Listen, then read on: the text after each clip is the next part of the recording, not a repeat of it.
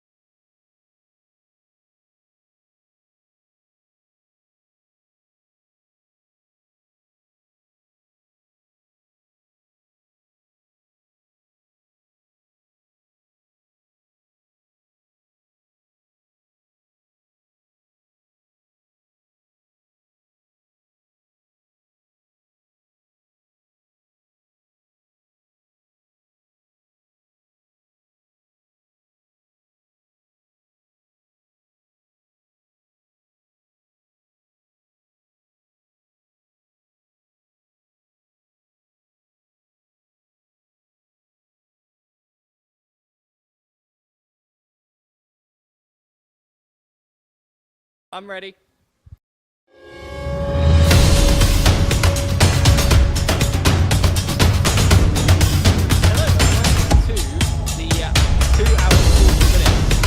Of Daytona, the return of SRES, the long-awaited return of SRES. You join us at the venue today, and we're just about to get into qualifying, so let's see how the drivers do today. So we're going to start qualifying with our first driver, who will be Kai Rigdon in the Internet Invaders car. Everybody today driving in Porsche LMDH 963 hypercars around the Daytona International Circuit. There will be a day-night cycle. There's also some weather that might be playing its hand a bit later on in the race as well. Just waiting for race control to get drivers onto the circuit, and then we will be getting underway with our coverage as soon as possible. But for now, in the meantime, I'll just run you through our teams entered into today's race. Kai Rigdon for the Internet Invaders team. In the Fry Guys Motorsport car, we're going to have Aidan Carter. Wood and Specs Racing will be Jack Wood. Apex Nova Racing will be Daniel Jones. TTLW Racing will be just Lewis Webb by himself. Fault Shark will be just Connor Daly by himself. Nathan Walgar is representing Orange Apex Racing 2, whereas in Orange Apex Esports we're going to have Vasco, and then in Orange Apex Racing we're going to have Stanley Donaldson. AJ Penguin Racing we're going to have Aaron Daly. At Barracuda, Nathan Burton, and K-Del Racing by Pierre Delby. We now have our first driver exiting the pit lane onto the race circuit. And it is Kai Rigdon for the Internet Invaders, just keeping it in the pit lane speed limit, nice and calmly onto the race circuit. And exiting the pit lane now, onto the circuit, just starting his outlap onto the track. Going to be very careful with the tyres on these cars. They're going to be extremely cold on the outlap, so any silly manoeuvres with the throttle will result in a spin. So be mindful of that, drivers, going onto the circuit, but taking it nice and steady out onto the track, through the horseshoe, and accelerating onto the road section of the circuit.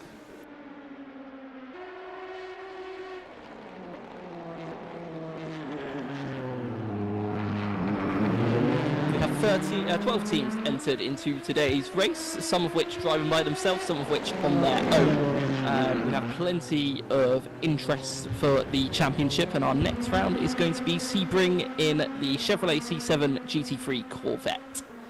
As Kai makes his way onto the banking, the famous banking here at Daytona. If you've ever tried to walk up it, it's a lot steeper than it looks on TV. Both me and Dane can account for that. We have both done that. I'm also going to humble brag a little bit. I've also been on the banking at high speed as well. So just putting that out there for fun. As Dane goes, ooh! And I've lost picture. I've still got picture here actually, so it's all good. As Kai is coming up to start his qualifying lap, he's just got to get through the chicane first. Oh no, sorry, he's coming onto the tri-oval, apologies, and he's starting the lap now. Into turn one, looks like a decent braking point, turns in well, gets to the apex nice and early. Nice and safe exit through the corner. Into the hairpin and the high-speed chicane, the left kink here. Very technical corner, and if you did the iRacing 24 hours, you will know not to do that at full speed on your first outlap, but one of your drivers probably did. If they did, I'm sorry. And in my opinion, the most technical corner on the circuit, the corner that actually leads out onto the banking itself. Getting the braking wrong for this means you're just going to absolutely destroy your lap time, because you need to get as good an exit onto the banking as possible to get a decent lap and decent speed down the back straight. And Kai looks very comfortable on this lap. The car doesn't look like it's on the limit at all or anything like that, so it looks like a decent lap. Just got to keep it clean. Exiting the famous Le Mans chicane, although I still think it should be called the Daytona chicane. Dane shaking his head at me vigorously. As we come into the tri-oval section of the circuit, which even this bit is really steep as well, and across the line with a 1 minute 34.498. Next up on circuit, possibly the favourite for pole, is Aiden Carter. So next up we're going to have Aiden Carter on track in the Fry Guys motorsport car. Apologies, I'm just awaiting picture.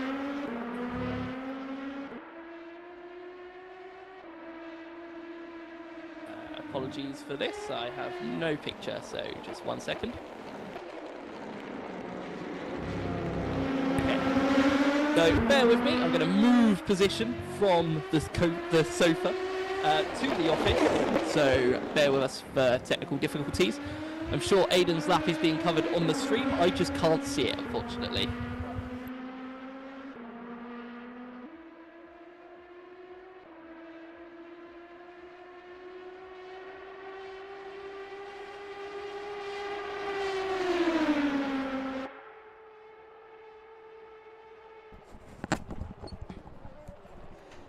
And I am back. Apologies for the delay there, as we see Aiden Carter coming through the Le Mans chicane onto the Daytona banking, getting nice and high up on the banking to get as much speed as possible on the qualifying lap. As we see about to start the lap, 1 minute 34.498 is the target set by Kai Rigdon in the Internet Invaders car. What can Aiden Carter do about that? Now, a lot of you that know Simply Race and watch a lot of our feeds on Simply Race will know that Aiden Carter, possibly the favourite for pole here, as we go into turn one. A little bit of a wide entry there, but a nice apex recovery, and looks very fast on the exit in comparison to what Kai did. This could be a very, very hot lap, as gets the braking just right for the hairpin into the higher speed section of the Roval itself, coming into the left-hand kink, which you don't want to take too quickly on your outlap, like I just said before, and into the tight, difficult right-hander. Really got to be cautious through here to not just overdo it on the throttle, and into the more technical corner of the U-turn bend, the really tight left-hander, getting it in nice and early, letting the car run wide on the exit to carry as much speed as possible and run it onto the Daytona banking. Aiden then cuts straight down to the bottom of the circuit to shorten the length of the track as much as possible. Really good line there from Aiden. Coming up to the chicane now. Going to get the braking absolutely spot on here. It's a really difficult braking zone. There's not much reference here. Gets it turned in. Really nice. Rear end was sort of fighting it a little bit there, but definitely carried through the corner well as we go through the banking, the final corner of the circuit before we get into the tri-oval. What's the time going to be? It's a purple in sector 1 and a purple in sector 2. It's looking like it's going to be pole position. Here we go. Aiden Carter goes across the line in a 1 minute 33.308 to go, top of the leaderboard. That is 1.1 seconds faster than the lap set by Kai Rigdon. Absolutely on it lap there. But what can Wooden Specs Racing do? This is being driven by Jack Wood in the also Porsche hypercar. They're all Porsche hypercars, so don't be surprised to just only see hypercars. Coming through the Le Mans chicane. I'm never going to get used to saying that, no matter how many times I say it. Onto the Daytona banking.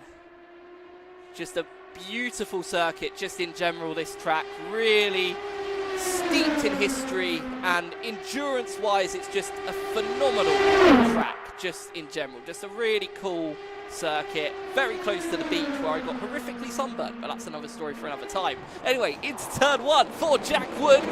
Absolutely nails the apex there, really nice. A little bit cautious on the exit, looked like could have been a little bit quicker on the exit there, but takes a really nice line through the second part into the tight right-hander. We go again, quite cautious, gets a little bit of grass there, which unsettles the rear end just a little bit. Now we're coming up to the high-speed left-hand kink, and we'll soon see the first sector time and see where Jack Wood compares on the leaderboard. Coming through the high speed. Oh, it's a big lock up there. That's going to cost a lot of time for Jack Wood. Got to keep on going with the lap though. Don't bail out. Keep on pushing because other drivers might make mistakes too. That is the beauty of single lap qualifying. It does mean that it is a 41.490 first sector time, which would currently put Wood and Specs Racing behind Internet Invaders in qualifying, but you got to keep on going. You got to keep the lap going because, like I said, other drivers could make mistakes too. Coming through the high-speed banking onto the back stretch of the circuit, approaching the chicane. Hopefully not going upside down like Ryan Prix as we go into the first part through the chicane. Nice and high speed, really carried good speed through there. Might have actually clawed back a little bit of time in that middle sector. In fact, has set a middle sector faster than the Internet Invaders by a 1/10 of a second. So this could be a little bit closer on that time than we thought it might be. Despite losing 1.4 seconds in the first sector, they might not be too far down the order at the end of qualifying. So as we go across the line, and that is a 1:35.750 for Jack Wood and Wood and Specs Racing. Next up on track, we have Apex Nova Racing, which is being driven by Daniel Jones. Daniel is coming through the back stretch now, I believe, yep, and into the chicane. Keeping it nice and tidy. The one thing you don't want to do on your outlap is bin it then, because it'll be a little bit embarrassing. Oh, runs very high up there, nearly hits the barrier of the banking itself. So keep it calm, keep it steady, Daniel, keep it tame. Coming into the tri-oval to start the lap. And Daniel Jones starting their hot lap now, coming up to the first corner, hard on the brakes for turn one, try not to lock up those fronts, gets it in, turned in very nicely indeed, cut into the right, into the left, very well done there, looked really tidy through there.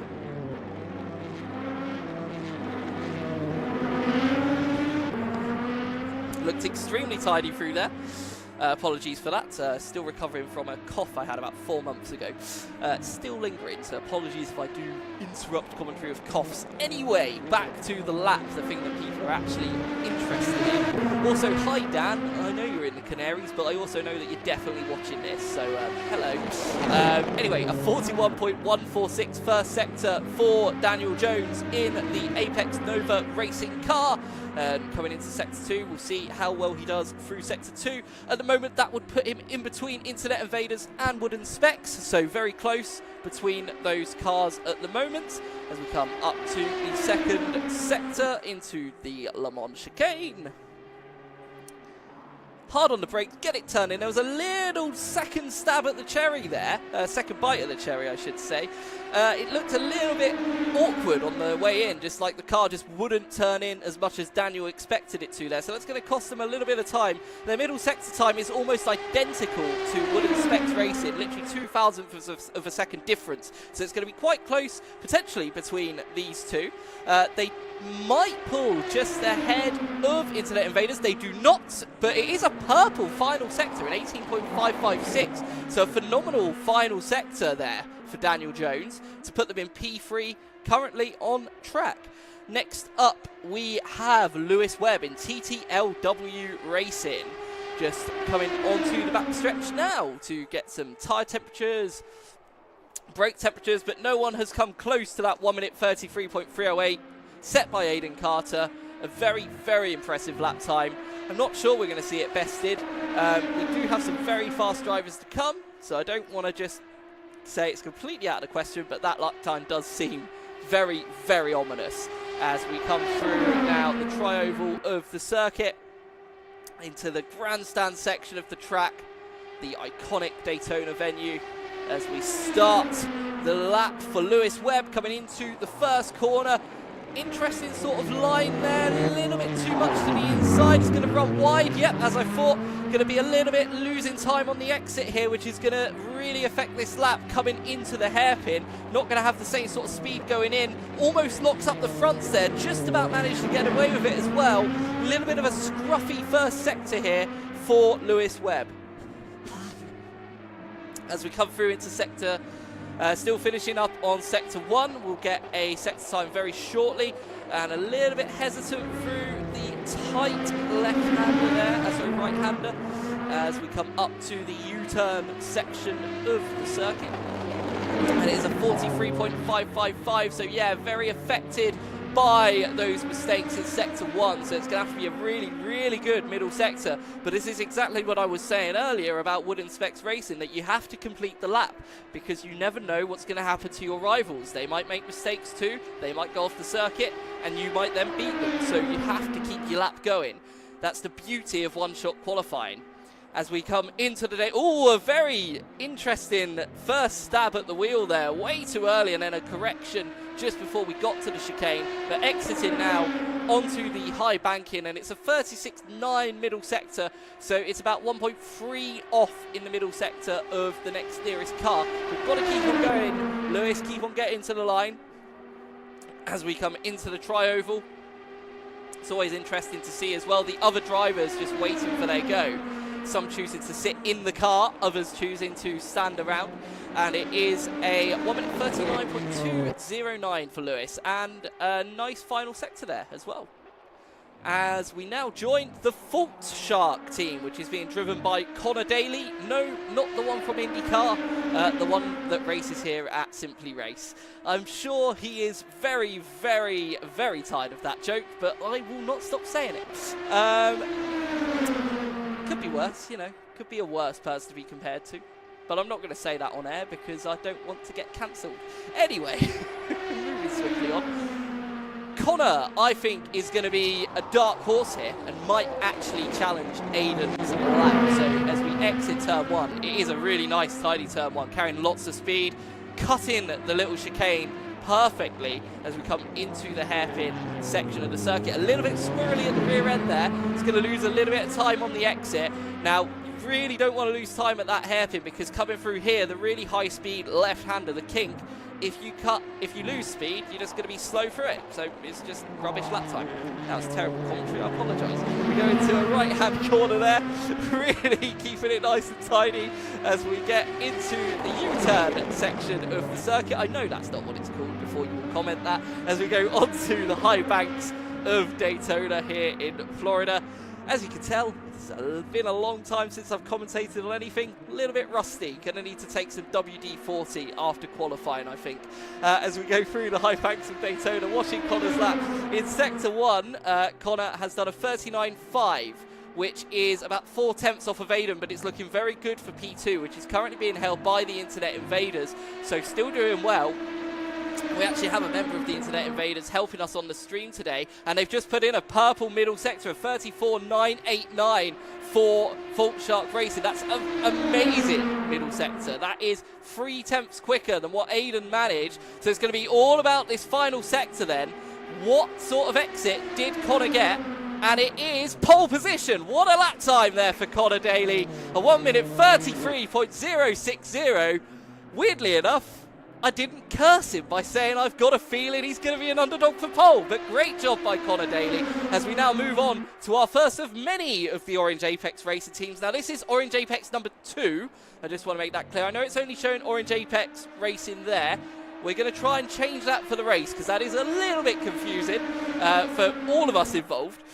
So apologies for that. But driving this car is Nathan Walgar, who is a regular at our Friday night unlimited events, getting much, much faster in those events as well, really improving as a driver, and now making an attempt at one of our big race events. So let's see how he gets on as he crosses the line and starts his lap. Very close to the barrier going into turn 1. I think he's going to overshoot turn 1 just a little bit. It's a little wide, but it's not terrible. Manages to recover it. Runs a little wide on the exit, but cuts the chicane nicely. Really decisive, stabby steering inputs there from Nathan. Really likes to really throw the car into the corner and sort of just let the car deal with it afterwards, which sometimes works and sometimes ends up with you in the barrier. Coming through into the high-speed kink. And now into the awkward right-hander. Oh, a few bites at the cherry there to get through the right-hander. Still stabbing at the wheel that I can see here. Lots and lots of inputs.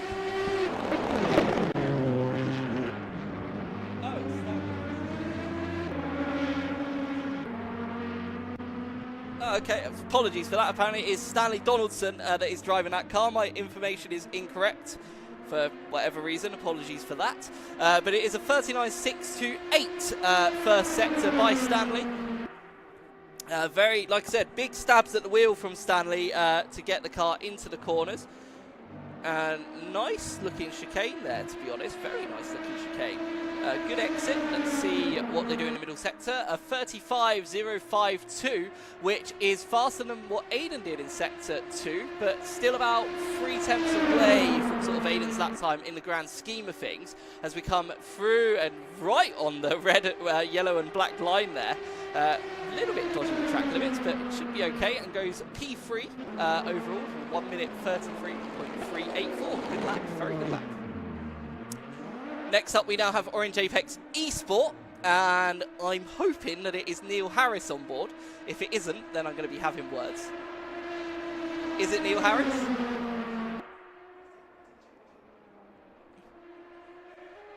Okay. Just give us 1 second to fix that.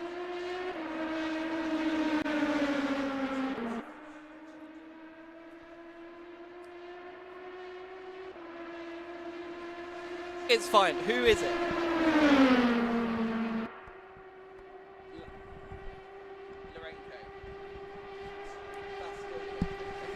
So it is Vasco Lorenko that we're actually watching. Again, apologies, not sure why, but we're our names don't seem to be updated on the system.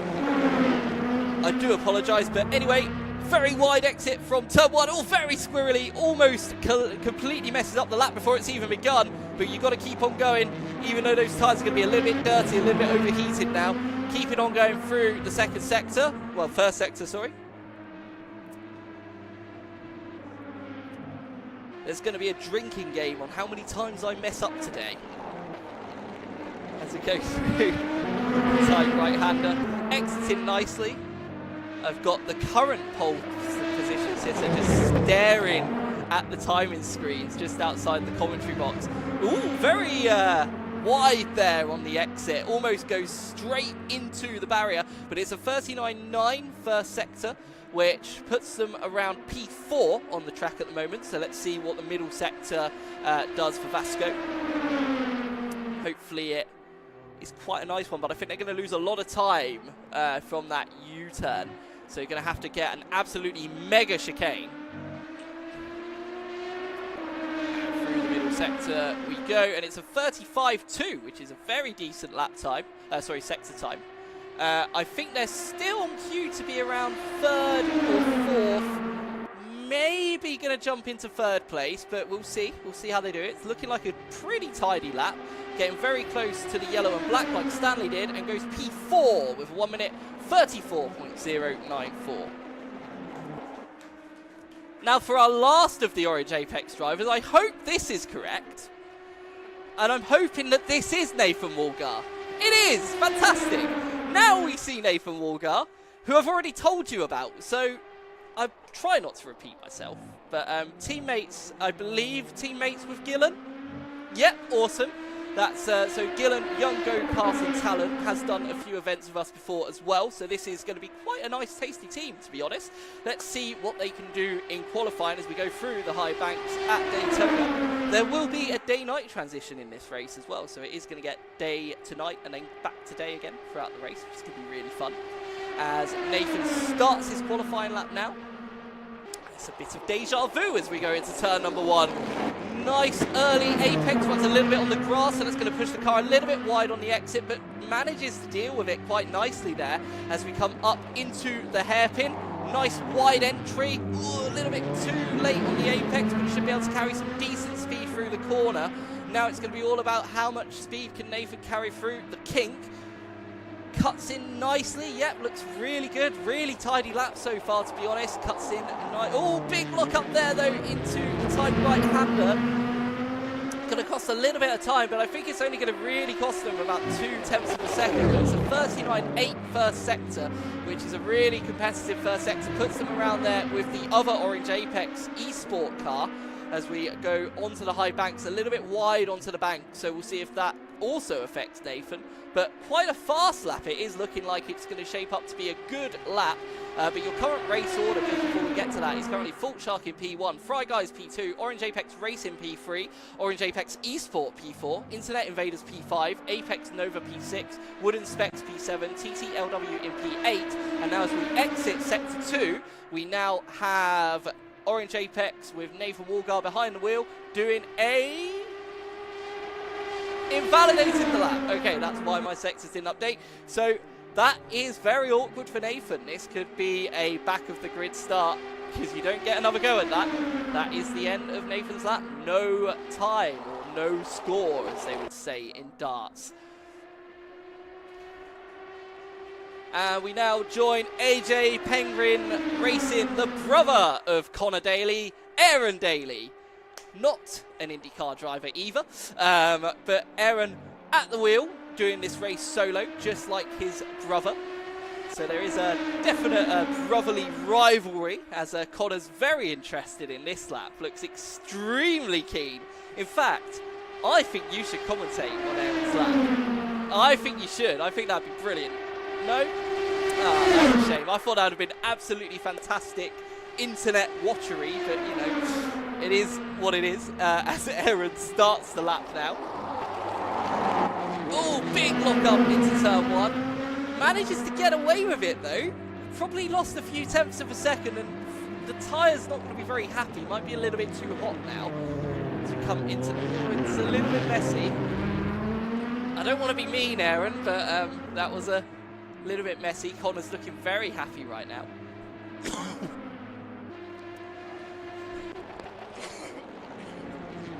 Apologies for that. As we continue with Aaron's lap through the right-hander of the circuit, and we come into the U-turn onto the oval. Oh, it's way too fast in. Big lock-up. It's going to lose loads of time on the exit. Aaron Daly. Not been a great lap, has it, today, unfortunately. It's going to have to make up for that in the race. It's a 39.6 Sector 1, which is a very good Sector 1 considering the big lockup at Turn 1. Let's see what Aaron can do in Sector 2 as we go through the Le Mans chicane. Really tiny, actually. That looked very good, very fast. And it's a 35.4 in the middle sector. That's a really good sector time considering the mistakes. It's going to potentially put him around 4th place at the moment if he continues at this pace. Let's see what Aaron can do in the final sector. So he has turned this lap time around for what's looking like a bit of a disaster. Aaron Daly goes P4 overall with a 1 minute 33.7. Really good lap time there in the end. We now move on to Nathan Burton in the U Barracuda car. My former teammate. I used to drive for U Barracuda. If you've been watching a lot of streams, you probably know that. Not anymore though. It's now Nathan's helm. And Nathan is solo driving this one today. And it's good to see the U Barracuda team back in sim racing and endurance racing here at the venue. I'm not going to be biased in any way, shape or form, I promise you, but what an amazing way that he took that. Wow, isn't Nathan the most talented driver you've ever seen? No, as we go through the banking to start the lap into turn 1. Nice entry there, carries the apex really well. Nicely cut in the first part of the chicane, really good job. Into the hairpin. Gets a nice early apex, good to carry a lot of speed, run the car out nice and wide, that's it, over that white line, but not too far. And then the left-hand kink, as Nathan Walgar watches on intently, probably a little bit worried that no one else might invalidate their lap, probably praying that everyone else does now. But it was a very good effort either way. No, they deleted them, sadly. And it is a 40.4 first sector for Nathan, which is putting him around 6th place, 7th place. So at the moment, battling with the Internet Invaders from the looks of it. But let's see what the middle sector brings on the high banks of Daytona.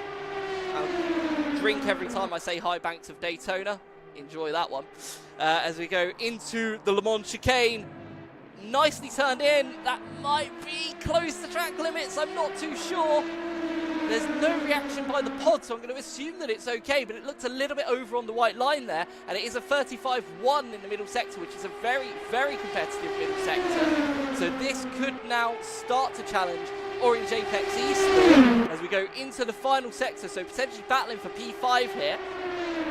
And across the line, yes, P5 with a purple final sector as well, with a 1 minute 34.046, so great lap there for Nathan. Last but not least, we have Pierre Delby in K Del Racing, another solo entrant today. Long-time customer of the venue, has done lots of our touring car stuff and our Porsche support series in the past, has been improving and improving and improving each time that he comes to the venue. So, what can Pierre do today? Let's see as we go on to the banking for our final qualifier today.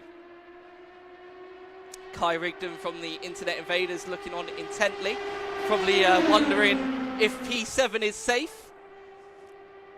As we come up to the start-finish line and starting the lap now, Pierre Delby going to get right hard on the brakes into turn 1. Looks like it might overcook it just a little bit, but manages to get away with it. Turns it in nicely. Good exit through there. Nice jump over the first part of the chicane. Misses the apex of the second one, but did carry good speed. Nice line through the hairpin though, very tidy through there. This is looking like a really, really good lap so far.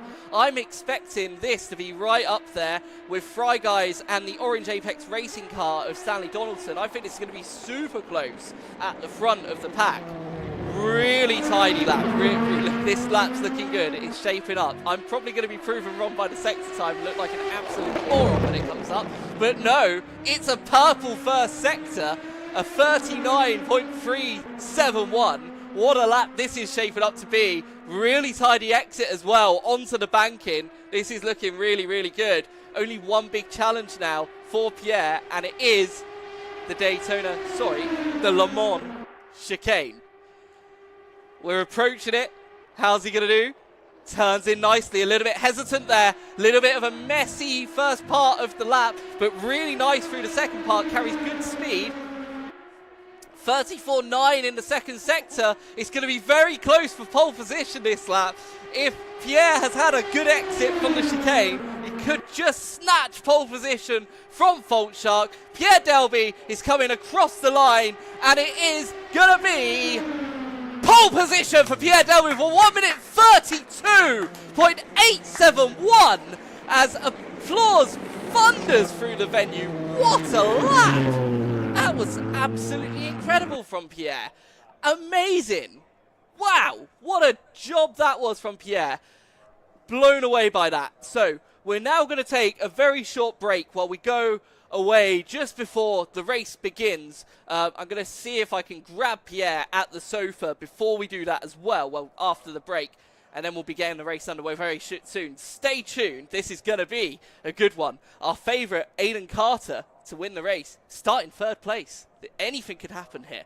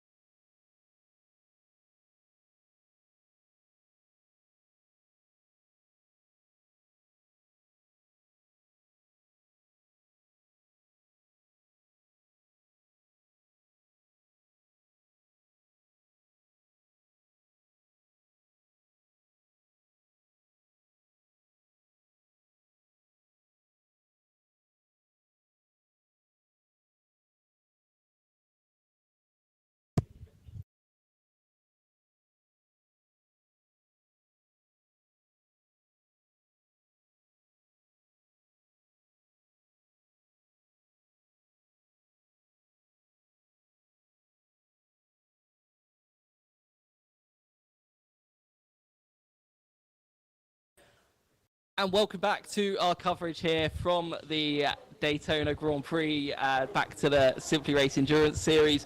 And we have our pole sitter, Pierre. Yeah, what a lap. Honestly, I can't. I'm actually still amazed myself because I was not expecting it at all. If anything, I was more looking for top 3, 4, something like that. Because after seeing Aiden's lap in pre-event testing and practice, I didn't really have high hopes. But I guess this is the beauty of one-shot qualifying. Anything could happen in one-shot qualifying. You could either practice doesn't it directly influence the one-shot quali. So just seeing the results, it was in one-shot quali. That's I'm still lost for words. I'm still lost because the whole lap, my heart was beating out of my chest. So that's I was not ready for that. Single lap qualifying that it can be very, very on edge for the driver. When you're like the driver that's got to do the lap, you've got to deliver the lap. It must be right on the edge of just like of anxiety and just like adrenaline and just making sure you deliver. But the lap looked flawless throughout. I have to say, like on commentary, when you watch it back, if you do watch it back, you'll hear me say Sector 1 looks really fast, really good straight away. So it was a very professional looking lap as well. So congratulations on getting an absolute blinding lap. The only driver in the 132s as well. Was there anywhere on the lap you felt could be improved? Because to me it looked as good as it could be. I'm gonna say through all 3 sectors they could have been improved. I'll say that because I'm used to doing qualifying runs on soft tires, so doing it on mediums, that's very different compared to what I'm used to. But I'll say a possible factor in qualifying on pole is because I've done about 7, 8, 60-minute sessions before this event. So I got to learn the track much more, what to expect on lap times, all the usual. So maybe it is a possible factor because I don't believe it was just talent. I highly doubt it's talent because it's more built-up experience over time. That's what it seems like for me. Well, I personally thought it was a great lap. Don't tune away because this race has now just become extremely unpredictable before it's even begun. So what are your thoughts now? Start like leading the grid away. Like we even had a joke during the driver's briefing. Everyone thought that Aiden was going to be leading the grid away. On commentary, I even said Aiden's probably the favourite for pole. Then I said jokingly, well not jokingly, but you know seriously, that I think Connor Daly's the underdog for pole position. Goes and takes pole position from Aaron Daly. From Aiden. And then you come along with an absolutely stonking lap and blow everyone out of the water. So do you have any predictions, any hopes for the race? What is your big goal for the race? Is it victory or are you just hoping to stay on the podium? What would satisfy you at the end of the 2 hours, 40 minutes? The main thing that would satisfy me the most is just come up with a good strategy, have good pace all throughout with very minimal mistakes. No matter if I finish on the podium or just outside it, as long as my pace is good, so there's no lacking in pace and no major mistakes, I could fight for a podium if it's possible, but the main goal for me is just stay good pace, consistency, don't make too many errors. I'll be happy with that. If I can get a podium, that'll be brilliant. A win, that'll be amazing, but at the moment it's just more doing better than my previous races beforehand. So that's my goal so far. Awesome. Well, great job again in qualifying. Might be talking to you again at the end of the race, who knows, but big round of applause at home for Pierre Delby, and then make sure to join us again for the start of the race. We'll be back very shortly. Thank you.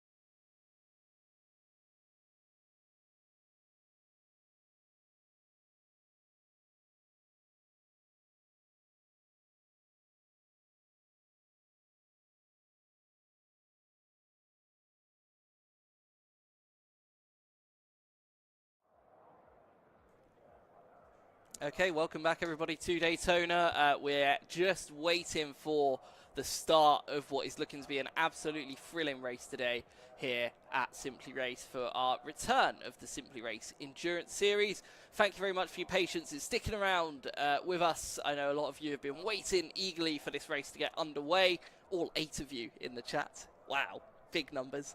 It's going to be a fantastic event today. If you do have any questions, comments, or anything like that, please feel free to leave them in the chat.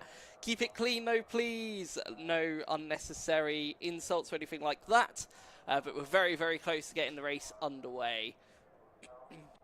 We're just waiting for our race director. All the drivers are seated in their sims. And you can see the starting order as it flings through on screen at the moment, but I'll just take you through our starting drivers today. So starting for Internet Invaders will be Kai Rigdon. Starting for Fry Guys Motorsport will be Aidan Carter, and then staying in the car throughout. Attention grid, all non-essential personnel leave the grid now. Go to the start of the race, so I will stop myself there and might continue that on the formation lap itself. But driving for Wooden Specs Racing, I'm just going to continue, is Rene Snyder. Sorry if I've absolutely slaughtered the pronunciation of that. Driving for Apex Nova Racing and just driving by himself today will be Daniel Jones. In TTLW Racing, we're going to have Lewis Webb. For Fault Shark, we're going to have Connor Daly. Gillen Townsend is starting the race for Orange Apex Academy. In Orange Apex Esports, we're going to have Vasco Lorenko. In Orange Apex Racing, we're going to have Stanley Donaldson, the YouTube commentator's favourite. AJ Penguin Racing for Aaron Daly. Uwe Aracuda, started by Nathan Burton today and only driven by Nathan Burton. And KDEL Racing, our pole sitter, Pierre Delby, who will be racing by himself as well today. So we're just waiting for the start of the formation lap here, which will be a rolling start for our teams. Hopefully they're going to keep it nice and clean. It's going to be an interesting start to the race itself. Really looking forward to seeing the turn 1 shenanigans today. Hoping that it keeps clean, but being Daytona, it is a very tight first corner, very narrow, very easy to get in each other's way at the start of the race. We're just waiting for race control, I believe, still. Just waiting for Dane, I believe. But we'll get underway shortly. Oh, looks like we're getting some form of action. Oh, okay. Looks like it's going to be a little bit longer, I'm afraid, because we've gone back to practice, so that means Dane's going to have to set the grid once again. So apologies for, again, the delay. Thank you for sticking with us. I'm not going to cut away. We're just going to stay live and talk this through. I'm going to say I'm just going to talk you through some of like the variables that we could have today. So we're going to have tyre wear and fuel wear all on. There's 3 different tyre compounds of dry tyres, so you've got softs, mediums, and hard tyres. We also have a wet compound of tyre for the potential wet weather that may hit Daytona at some point. Being Florida, it probably will hit at some point as well. We're not sure when, but I'm sure it could liven things up near the end of the race, hopefully. We shall see. We also have, obviously, the potential for penalties. There's driver swaps that will be happening as well. Stints should be around 35 to 40 minutes, depending on what sort of engine modes and fuel saving the drivers are doing. So it should be quite a race of miniature sprints in between. I'm just watching Aidan Carter doing some air drums on their steering wheel, now stretching and looking very comfortable and relaxed. And just looking at some of the other drivers as well. Some of them looking quite a bit more nervous than others, it must be said. As we just wait for Dane to set the grid. And I'm hearing some positive sounds from outside. I'm going to assume that we're going to be going green very shortly, as the grid does seem to be ordering itself now. Aidan looking super comfortable and stretched out there. You can't see Aidan, but I can, but it's quite funny.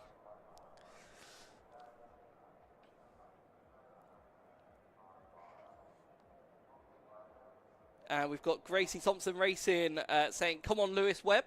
So Lewis Webb with some support already, which is nice to see. And Lewis Webb, I believe this is his first attempt at an event at Simply Race itself. So it'll be interesting to see how Lewis gets on for TTLW Racing. We're just moments away now, I'm sure, from getting the race underway. Although Aiden's arms are now crossed, so I'm not sure what that means body language-wise. That could mean that we're not super close to getting underway. It's going to be that awkward moment when it turns out Dane's been waiting all this time for me. But he should know to just go green. We'll see.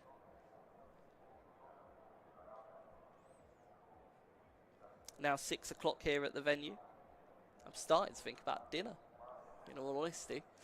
Because we're going to be commentating. Well, I'm going to be commentating until about 20 to 9 this evening if we start right now. But let's see what Dane gets up to.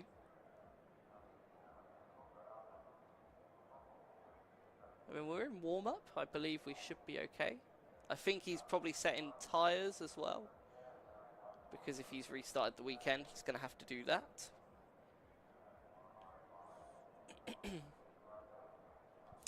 And Gracie Thompson Racing says, looks to be some serious competition in tonight, and definitely correct there, Gracie. There's some absolutely rapid drivers in the venue today. So it's going to be a chariot of fire for Lewis for his first appearance, but I'm looking forward to seeing what Lewis can do. Lewis has been to the venue quite a few times now, so I think he'll be just fine. But yeah, feel free to comment any questions, anything at all that you would like to say.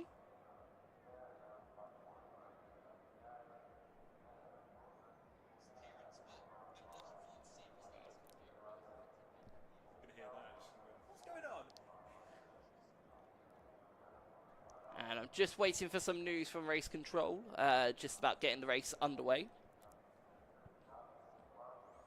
Again, apologies for the delay. I'm sure you're all on the edges of your seats waiting for this one to get underway. I promise you it'll be worth the wait. Attention grid, all non-essential personnel leave the grid now. Of our Factor 2 players, attention grid, could all non-essential personnel please leave the grid now? And we have cars on the track. I'm a little bit worried about this because, oh no, well, I guess we're going to do a rolling start from the grid. I hope, yeah, I can see the safety car on track. This is good.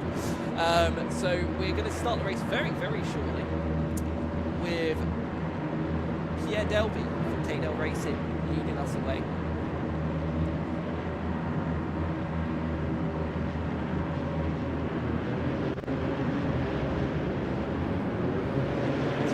Roll away on the formation lap.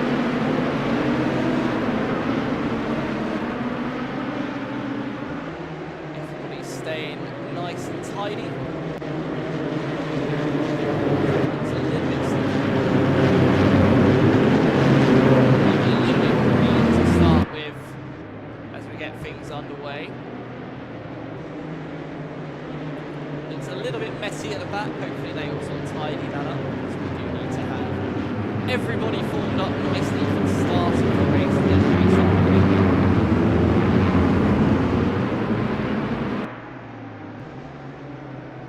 Just keeping an eye on things throughout the field today. 12 teams building up their tyre temperatures, building up their brake temperatures. I'm quite limited by the speed on this safety car though, so it's going to be interesting to see how that affects the braking zones into turn 1.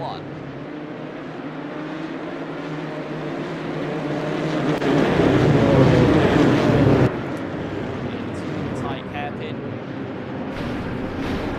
Oh, well, unfortunately we've had a crash on the formation lap. We're not sure who that was. I think it was it Barracuda? Don't know, I'm not sure, apologies for that. I might look for a replay for that shortly. Or we might just leave it to save their embarrassment. Yeah, well, hopefully everyone will get lined up. I do think it is Nathan. Don't currently have a car slightly P4. Sorry, P5. So I'm hoping that we can get lined up just after the chicane. There we go. Looks like we're all lined up once again.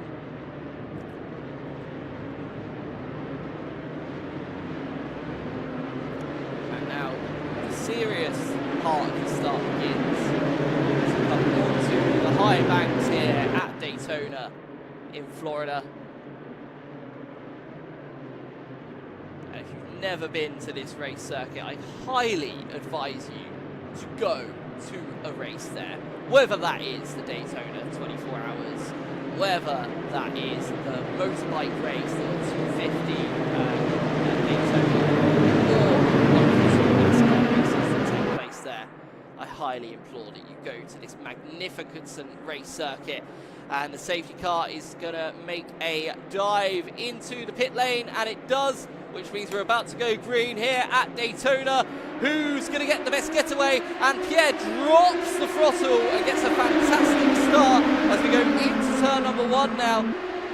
Nice outside line, and a little bit messy behind as we get to know the other teams.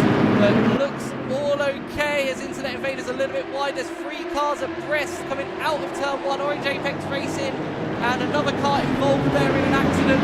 Oh, and wiping out a few others there at the back. Lots of action going on at the back.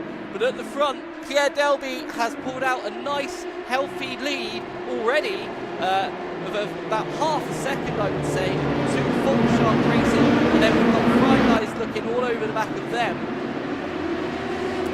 Definitely would like to see some replays there of the first corner, but let some of the racing play out first before we hunt for those. But really good start there from Pierre Delby. Oh, who is this that's slow? Okay, I'm not sure who that was, but unfortunately it looks like they just had a bit of a moment themselves. So apologies for the confusion there, but we're watching Pierre Delby coming in through the Le Mans chicane for the first time. Behind them though, and I definitely implore that we cut to this, Prix guys is all over the back of Full Shark. Prix guys has now got Full Shark, so we've unfortunately missed that overtake. But we've now had a change for P2 and a purple middle sector set by Prix guys Motorsport, who are probably with Aidan Carter behind the wheel thinking, right, let's get to the front. But Full Shark not wanting to lose P2, getting in the slipstream of Aidan Carter. So this is Conor Daly versus Aidan Carter on the circuit. Aidan sees a good way of going into turn 1. Pulling out a little bit of an advantage there as we come through the exit of the chicane. And Pierre Delby has got a nice lead of just over half a second.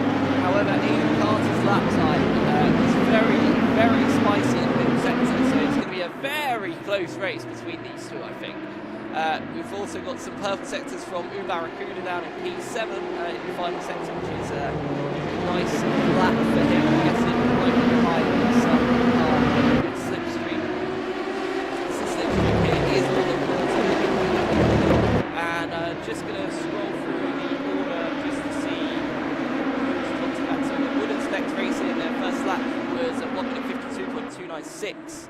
Driven by Renee at the start there, so coming off the worst there, unfortunately, for those guys. We also have TTW at the back, P11, unfortunately for Lewis Webb. Very sorry to tell you that, Gracie. We'll try and get some replays once things settle down a little bit at the front, but while we've got Prix guys Motorsport putting in some really, really hot sector times now, a purple sector 2 to try and hunt down Pierre Delby in the lead. Gap has come down 2 tenths of a second already. We've also got a very nice tasty battle here between Orange Apex Esport and Orange Apex Racing. So the two Orange Apexes trade in positions there. So that is now Esport in front of so that's Esport. We now look at the battle for the lead as Aidan Carter looks around the outside of Pierre Delby, but Pierre keeping it nice, calm and cool, not panicking about what Aidan is doing, just focusing on his race in front. going through the kink. Now the dirty air of the Porsche is going to affect Aiden's Porsche through here. So Aiden's going to make a dive up the inside. Pierre opens the door. A bit tight through the corner, but very well driven move there from Aiden Carter. And great spatial awareness from Pierre, but Pierre almost outbrakes himself going into the tight U-bend. And we've also got the two Orange Apex cars again battling with each other side by side. We're going to go on the big screen with this one, I think, in just a moment's time, because this is a fantastic battle at the moment as the two cars absolutely pushing each other to the sheer limit. Stanley versus Vasco down the straight, and they're also bringing the Barracuda car of Nathan Burton with them as well, so this is now a 3-car battle for P5 on the circuit.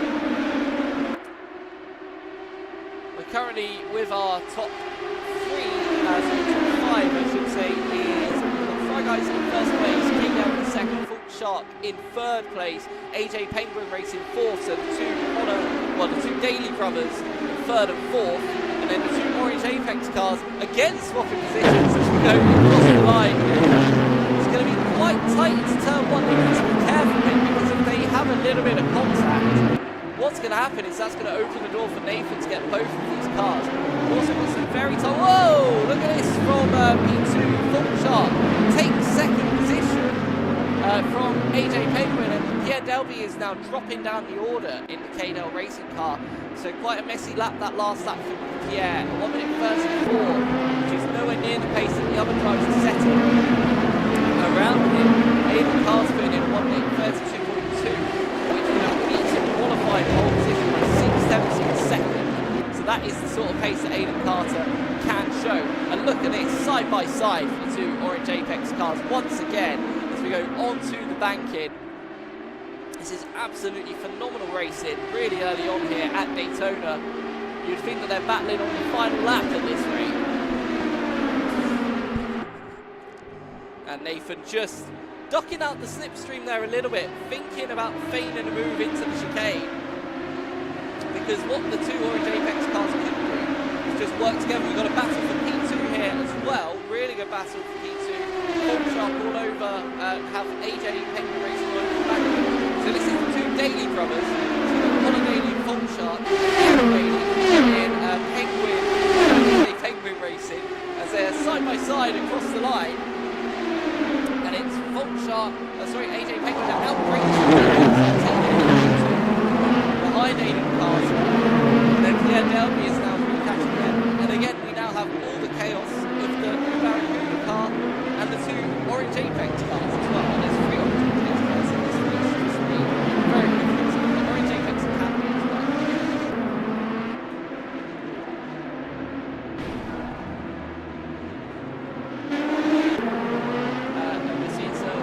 I think Internet Invaders might have off on that lap there.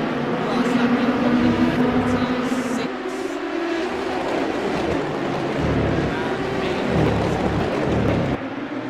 Good lead at the moment, and still watching the two Orange Apex cars battling each other quite hard here on the banking at Daytona.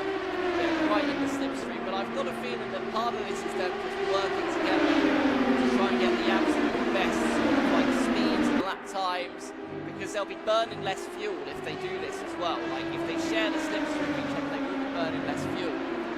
Fault Shark and AJ Penguin are right at each other again. Just put this one over to the lap, because I think this is going to be a dive bomb into turn 1 coming up very shortly as we watch now Fault Shark Racing car driven by Connor Daly. Oh, we're coming now to the Orange Apex cars as well.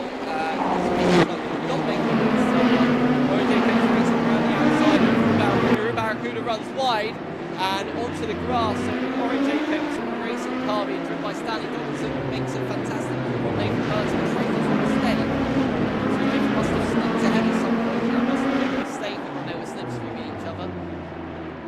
And we've still got the two Daly brothers right next to each other on the circuit as well.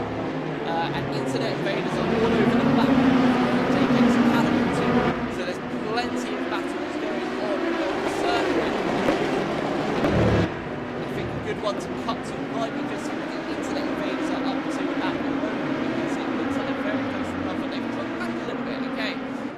still right there. Oh, well, breaking themselves quite a little bit into the hairpin, but managing to get away with it. Trying to really push the car, driven by Gillen Townsend in front. As Gillen has a bit of a lock-up, that's going to give a good chance for the Internet Invaders to get a good slipstream in the banks of Daytona. Moving out a little wide, Gillen blocks it early, Gillen blocks it again. Oh, there's some very sketchy blocking going on here. I think race control might have to get involved there because that was moving quite a few times. Don't really want to be seeing stuff like that, to be honest. So Gillen's a great driver, but he needs to not really block like that. Move once, he can't move several times. So we'll see it again as the Internet Invaders right in the slipstream pulls out. Gillen blocks it again, so that's his one move that he can do there. Now he has to stay there. He can't now block again. So if they go for another move, can't now change direction again as we go into turn 1. Around the outside for the Internet Invaders, trying to get a good cutback on the exit, but just can't get it done there.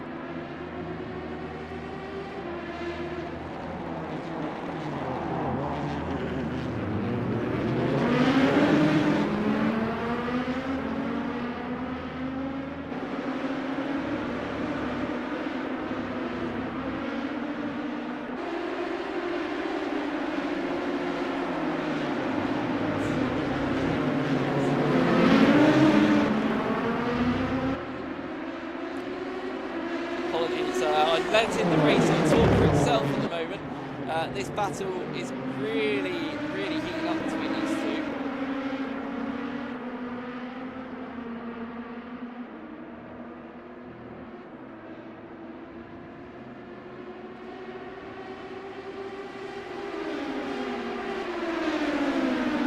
So unfortunately we have our first retirement of the race. I'm very sorry to tell you, Gracie, that it is Lewis Webb that has retired from the race, unfortunately.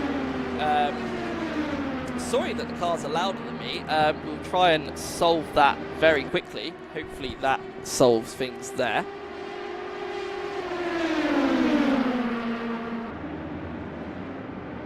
So hopefully I'm now louder than the cars themselves. If not, we can always lower the volume a little bit of the cars just to equalise my voice just a bit. There we go. Oh, and right into the back. Gillen Townsend goes into the back of the Internet Invaders at turn 1. Completely misjudges that. I think that's going to be looked at by the stewards there.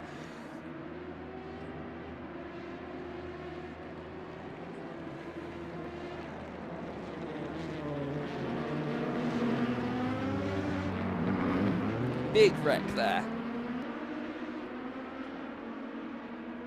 Apologies, I'm just in discussions with race control as we speak, so apologies for that. But yeah, so at the front it is still Aidan Carter with a great lead to P2. And yeah, so I'm really hoping that you can all hear me a lot clearer now. If you can't hear me clear, then please continue to leave the comments telling me that you can't. If you can, then give me some sort of sign in the chat. That'd be lovely. But again, the racing here getting very spicy between the Internet Invaders and Orange Racing, Orange Apex Academy. As we're also seeing a fantastic battle here between Orange Apex Esport and K-Del Racing, driven by Pierre Delby. And round the outside goes Orange Apex Esport, taking 4th position. Really nice move there, really tidy, clean move.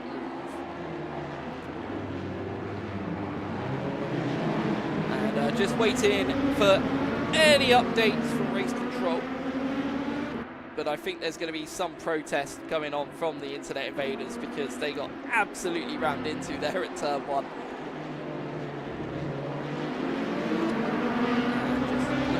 Gaps on circuits, if there's any very close battles, and it is the closest battle on the circuit is potentially for P3 at the moment. Fault Shark still all over the back of AJ Penguin Racing, as some of the other gaps starting to open up just a little bit.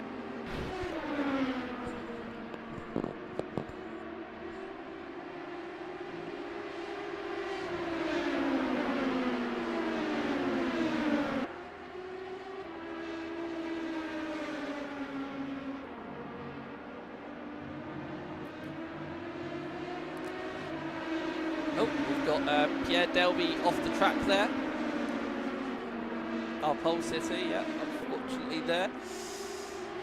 Just bear with me 1 second, everybody. Oh, as we've got a great battle for P2 actually just before we cut away. Look at this between the two Daly brothers. They're side by side going across the start-finish line with Connor Daly on the outside, Aaron Daly on the inside. Aaron going to try and outbrake and force the issue. A little bit of contact, runs Connor wide, gets the job done. Ooh, that could be a little bit interesting, a little bit spicy there for P2.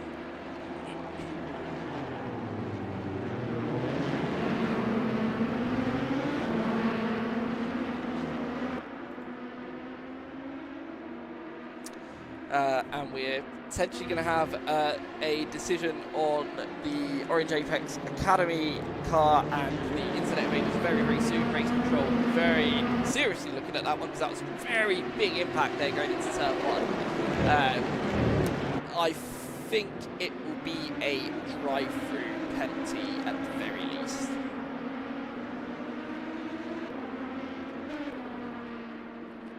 Because it felt like I don't think it was deliberate. I don't think Gillen did it deliberately. I think it was just a late braking move, maybe not being used to following the car in the slipstream, which then caused that issue to happen. So I'm just trying to bend my microphone in a more direct way so that hopefully you can all hear me a bit more. I've not seen any comments saying that they can't hear me now, so I'm going to assume that you can all hear me now. And yeah, so I've now got confirmation that Gillen Townsend in the Orange Apex Academy car will receive a drive-through penalty. So they will be pit in at some point to serve that within the next 3 laps or so. There may be a protest from the team, so we'll wait and see for that. But we've got some very nice battling going on right here between Full Shark and Penguin, AJ Penguin Racing. That's such a confusing racing name. Thank you, Aaron, for that one. So, yeah, just try saying it several times. It just sounds wrong every time I say it.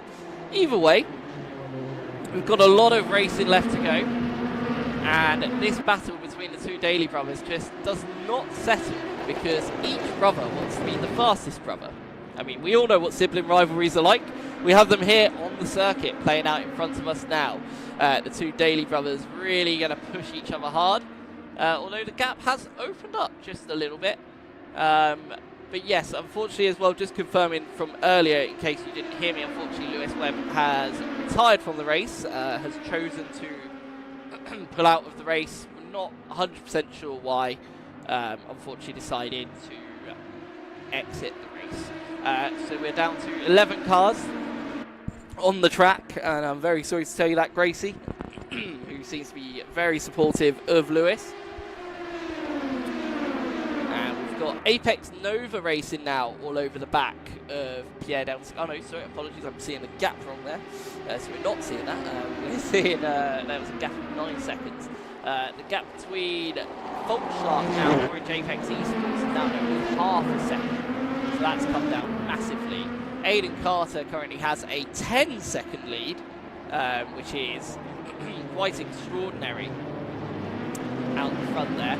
Lapping very comfortably in 132s, considering that the tyres are wearing, fuel's going down, temperatures changing on the circuit, to be putting in pole position worthy lap times as a race pace is extremely impressive from Aiden Carter, but nothing really surprises us from Aiden these days.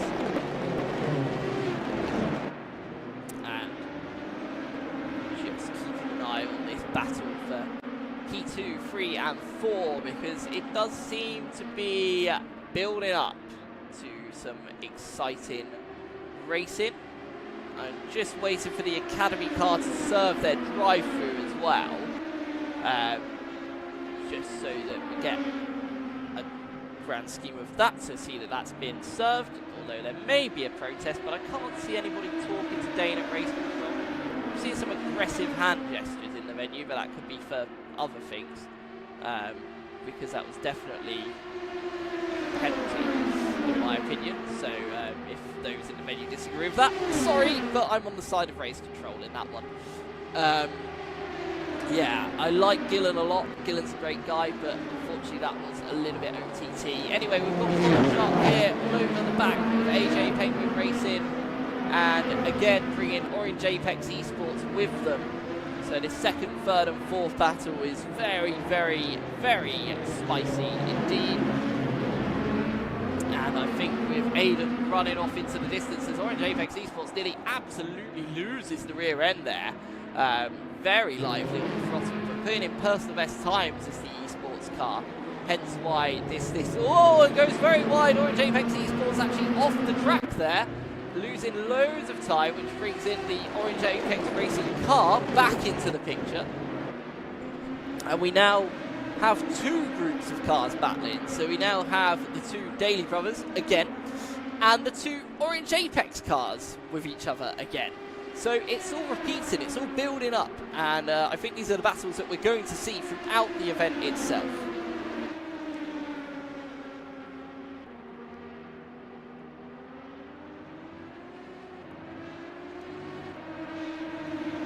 And just watching the cars go through that Le Mans chicane, always really a fun time to drive. We have Orange Apex Academy in the pits, and we also have the Internet Invaders in the pits. Now, I believe the Academy team, it's because they are serving their drive-through. We've got a side-by-side battle here, so that will have to wait just for a moment. It's definitely a pit stop for Invaders because they're still in the pits. Anyway, battle for P2, Full Shark. Look at this, right up the inside for AJ Penguin Racing, really getting argy-bargy these two. If anything, they're sort of slowing themselves down by trading positions like this. Might want to work together, because every time they do this, they're bringing the Orange Apex Esports car back into the picture, and then they both might lose, like second place, you know, second and third place. But Full Shark with some very good pace at the moment. It was a purple final sector for the Full Shark driver Connor Daly there, so very, very impressive lap times. But I'm just going to try and make mental notes of who has pitted and when they pitted, because it's just going to help us in the grand scheme of things. So we've had a pit stop for the Internet Invaders, and then the drive-through for Gillen in the Academy car as Wood Inspect moves out of the way. So being lapped. Does a very good job of staying out of the way as well, so I have to say very well done to Rene in that car, because this is a really tasty battle here between these cars. So yeah, so going to try and make as much notes of this as possible. So we're about 22 minutes into the race, and we've already had our first pit stop, so that's interesting, very interesting. I've got a message from race control, so just bear with me while I quickly read that.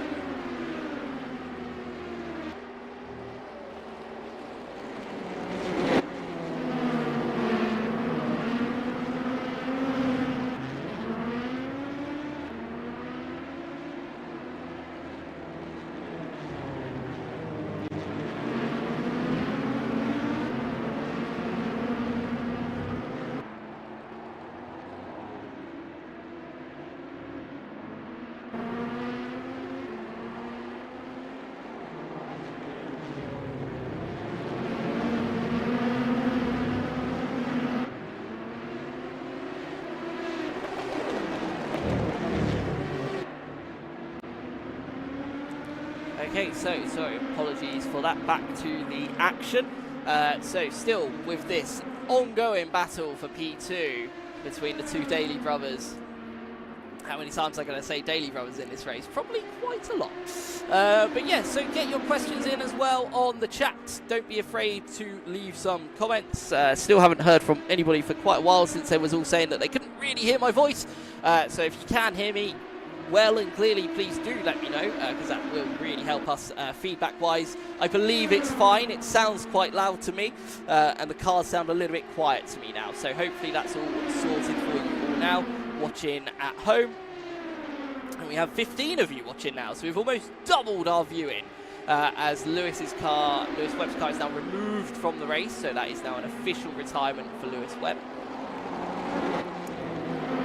It is Internet Invaders currently at the rear of the field, but they have just done a pit stop, which noted felt very early in the race, like 22 minutes into the stint. I'm not sure if they were maybe using the qualifying engine mode. I hope not.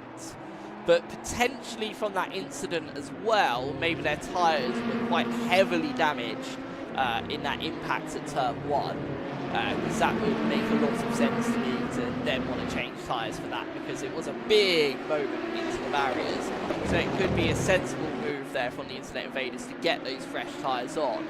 Obviously it takes them out of sync with everybody else in front of them, but it is a very, very long race, so there's a long way to go, a lot to still happen, as the sun is already started to get quite low in the horizon here at Daytona, and the floodlights have all come onto the circuit.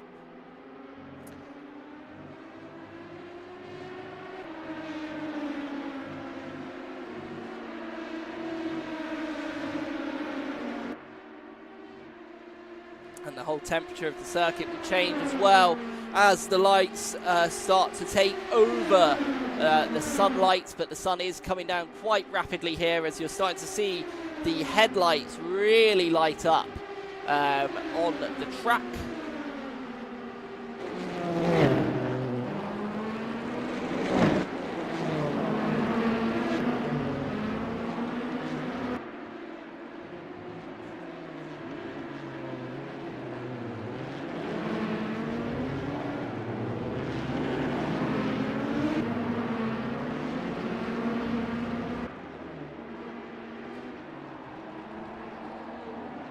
So I'm getting some news from race control that the incident on the formation lap was Connor Daly, who is currently in this amazing battle with Aaron Daly.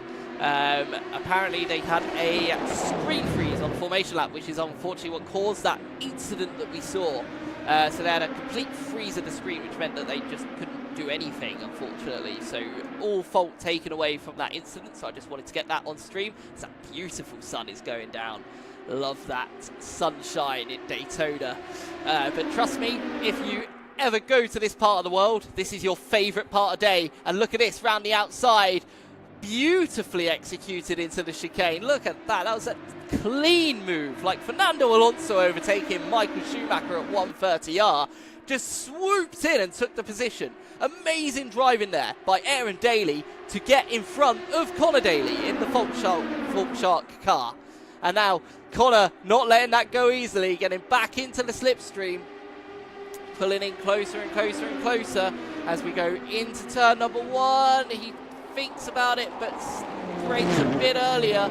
I had a bit of a lock-up somewhere around the circuit as well, so it's getting a little bit chaotic there as the track starts to be fully lit up now by the lights around the circuit.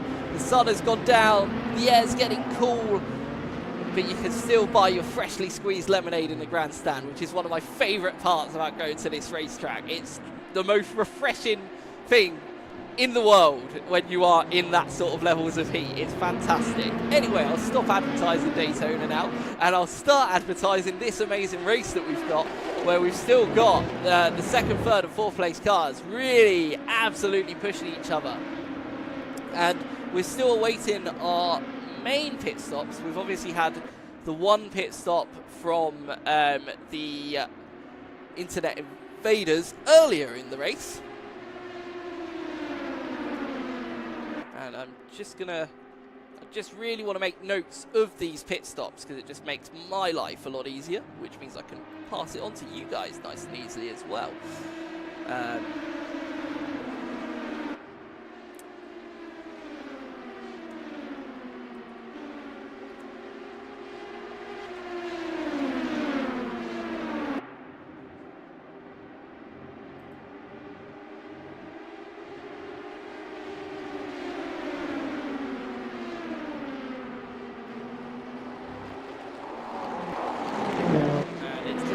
Things are starting to settle down just a little bit on the circuit. As we still have the two Daly brothers really pushing each other to the absolute limit. Really nice driving from the pair of them, to be fair. And like, it has to be said, they've kept it nice and clean. There's been a little bit of argy-bargy now and then, but nothing horrific, nothing bad. And whoa, this is the Orange Apex esports car, nearly goes right into the back of the Full Shark car driven by Connor Daly. Did a great job to recompose that braking and not slam into the back. It's so easy to just outbrake yourself in these cars because they have so much grip that you almost expect them to brake later than they really can. And again, we see the slipstream effect really pulling in Connor Daly into Aaron Daly, and maybe seeing if we're going to see another move. But I think that at the moment, race pace rise, that the AJ Penguin racing car is just faster because they do seem to be pulling out a slight gap now. It's now at 0.6 of a second between the two, and yeah, really dropped off there through the chicane. So the gap really opening up between the cars.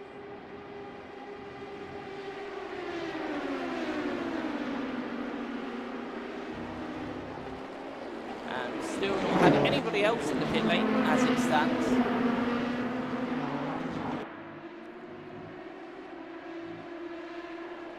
Still waiting for the other stops to take place. And I'm wondering who's going to blink first, who's going to burn the most fuel, who's driving at the most rapid rate. I believe Internet Invaders just had their last lap time deleted by the system, so some potential track limits there, as we've seen a previous time set by them. So need to watch those track limits. If we keep on getting them, we'll end up with a penalty. So Zach, you're going to probably have to pass on to Kai, watch the track limits, you know, keep an eye on those points. As we get into the slipstream once again, this battle just refuses to fizzle out as we're now almost in complete darkness here at Daytona. My favourite part of any race in the world is when it is nice and dark like this. It's just so cool.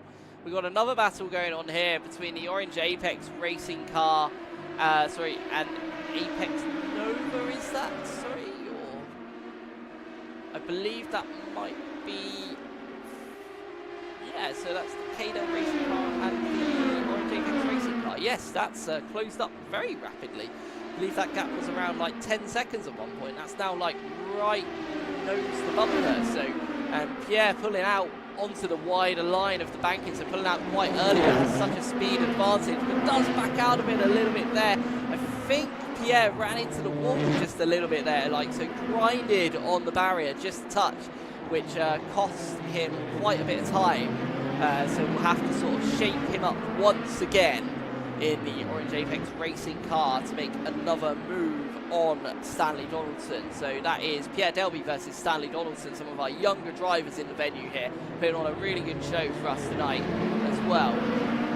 A quick shout out to Apex Nova, who've just put in the fastest final sector of the race so far, an 18.192. No mean feat that one, because they're not in the slipstream of anybody, so that's really impressive.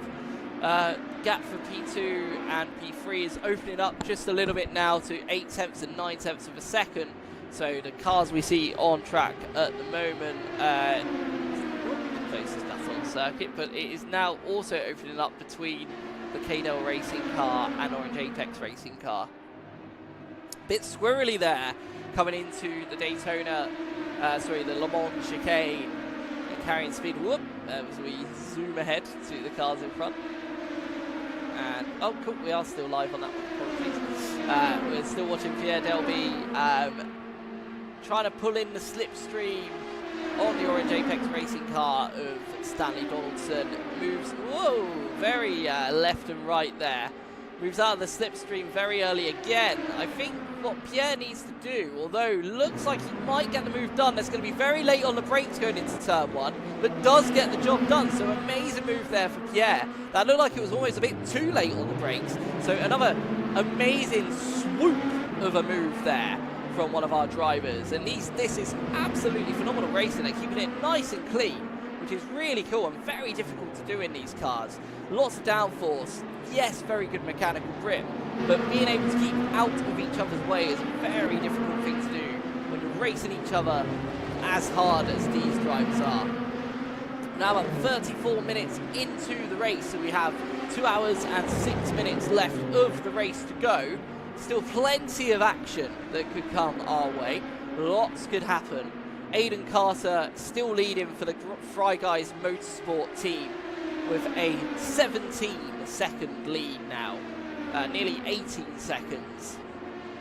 Second place, AJ Penguin Racing, who are only half a second now ahead of Fault Shark. Orange Apex Esport take 4th position with KDEL Racing in 5th. Orange Apex Racing in 6th. Apex Nova in 7th place. Barracuda in 8th. Orange Apex Academy in 9th place. 10th place for Wooden Specs. 11th place for Internet Invaders. And unfortunately 12th place for TTLW, which was Lewis Webb's team, no longer in the race itself. And we're just watching these guys as AJ Penguin Racing that last lap time around put in a purple middle sector to increase the gap to Fault Shark to just over just under 7/10 of a second there. A really nice personal best of 1 minute 32.9. Where Aiden Carter currently lapping 1 minute 33. So keep that up, AJ Penguin Racing, then you're going to be in the hunt potentially for the victory. As we have Apex Nova now coming into the pit lane. Just going to note that down as we are 36 minutes into the race. So they've made it 36 minutes into the race.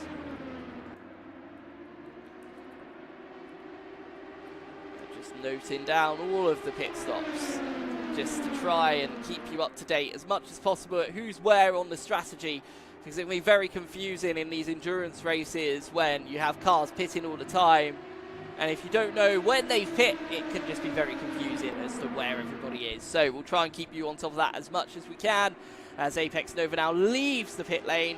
Got to be careful with those tyres, Apex Nova. You don't want to spin them or anything like that. Just keep it in the long pit lane. It's a very long pit lane here at Daytona.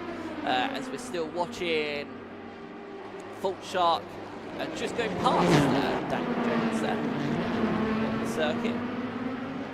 But I think we're now going to see a few others come into the pit lane. I think that might be the start of a lot of pit stops, because I believe we're now at the point where fuel does start to get a bit on the low side, and the only team that we won't see pitting in this segment will be the Internet Invaders, as they've already stopped the one time. They might pit again, yes, but I highly doubt it. I think we're about 25 minutes away from their next stop, so they've still got a little bit of clean running, which will put them in front of Wooden Specs and should jump Orange Apex Academy as well from that too. So they should jump up quite a few positions by not pitting. In fact, they're already passing Wooden Specs, who are now in the pit lane themselves for their first stop of the day.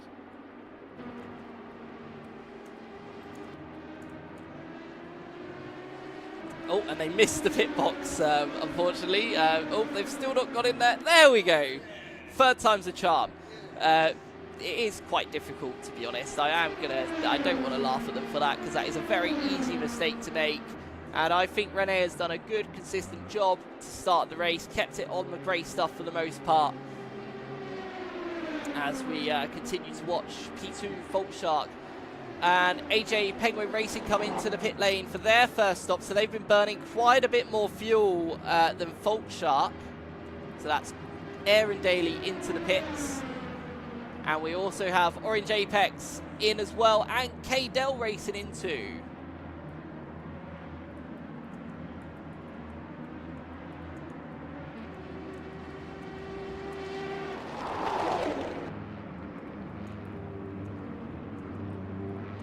This is going to really shape up the, swipe up the order, as we have Barracuda in the pits too.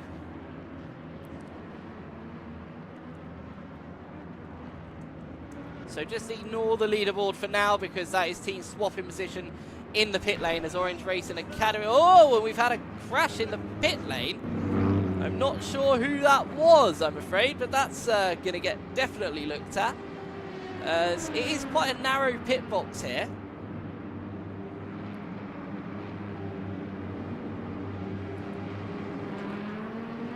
That was a very messy moment there.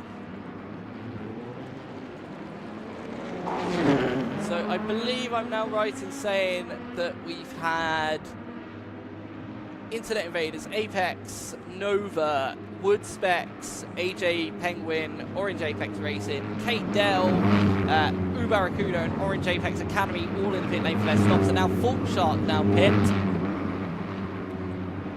So lots of action in the pits. And it'll be interesting to see if that undercut from Aaron Daly in the AJ Penguin car is going to lead to a change of position on track as Orange Apex Esports also pits. But the one person who hasn't pit yet is Aaron Daly. It's not Aaron Daly, it's Aidan Carter, our race leader. So doing a great job with the fuel strategy there is Aidan. Not that that's a surprise to lots of you that have watched this before. Martin Buchan says on the live chat, flashbacks of Spa 24-hour Team Brit pit lane issues. Yes. Less said the better there, Martin. That was, yeah, an interesting moment that I'm sure you found funny at the time, but yeah. I wouldn't have been too happy if I was in your team at that moment in time, unfortunately. But anyway, we move on. And still not pitting. Aidan Carter managing yet another lap out there on the circuit. And now comes into the pit lane. There we go. Finally, Aidan Carter comes into the pit lane. So I now have an order that everybody has come into the pit lane as well. So that should really help us as the race goes on, to know who is where in terms of strategy. So our next car in the pit lane will probably be the Internet Invaders, but I still think we're about 18-20 minutes away from that. But yes, feel free to get your comments in. I'm yet to hear from Race Control about penalties for the pit lane crash. Oh, and we've got an incident on the circuit between, I believe that's the Orange Apex Racing car, and was that Aaron Daly in the, yes. We've had a bit of a big collision there. I want to get a replay of that because that looked like a very spicy incident there.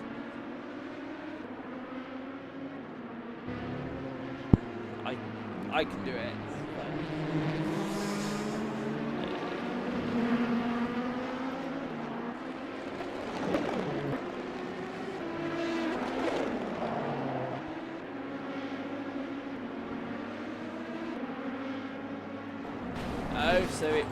So Aaron had a crash all by himself. We can cut to this now very quickly. So you see Aaron comes into turn one. Oh, it's okay, we'll just go back a bit. As we come into turn one, loses the rear end, which is so easy to do on cold tyres, hits the barrier, and then it was rejoining the track. Pierre did a great job moving out of the way, but just absolutely blind was Orange Apex Racing. So I don't know what Race Control will do about that. They might do an unsafe rejoin, but it's such an awkward part of the circuit. And we've actually seen accidents like this in real life, where this has happened in real life, where cars literally collide head on because of the blind entry of the corner. It's so easy to do. You just can't see where the car is. So we'll see if Race Control does anything about that. There might be some protests from the Orange Racing team, Orange Apex team, because obviously they've lost a lot of time from that incident. However, I feel like it would be quite a harsh penalty to give to Aaron Daly, but that's absolutely messed up his amazing run and amazing battle with Connor Daly. And look at this now on track. So this is now AJ Penguin being hunted down by Orange Apex Racing.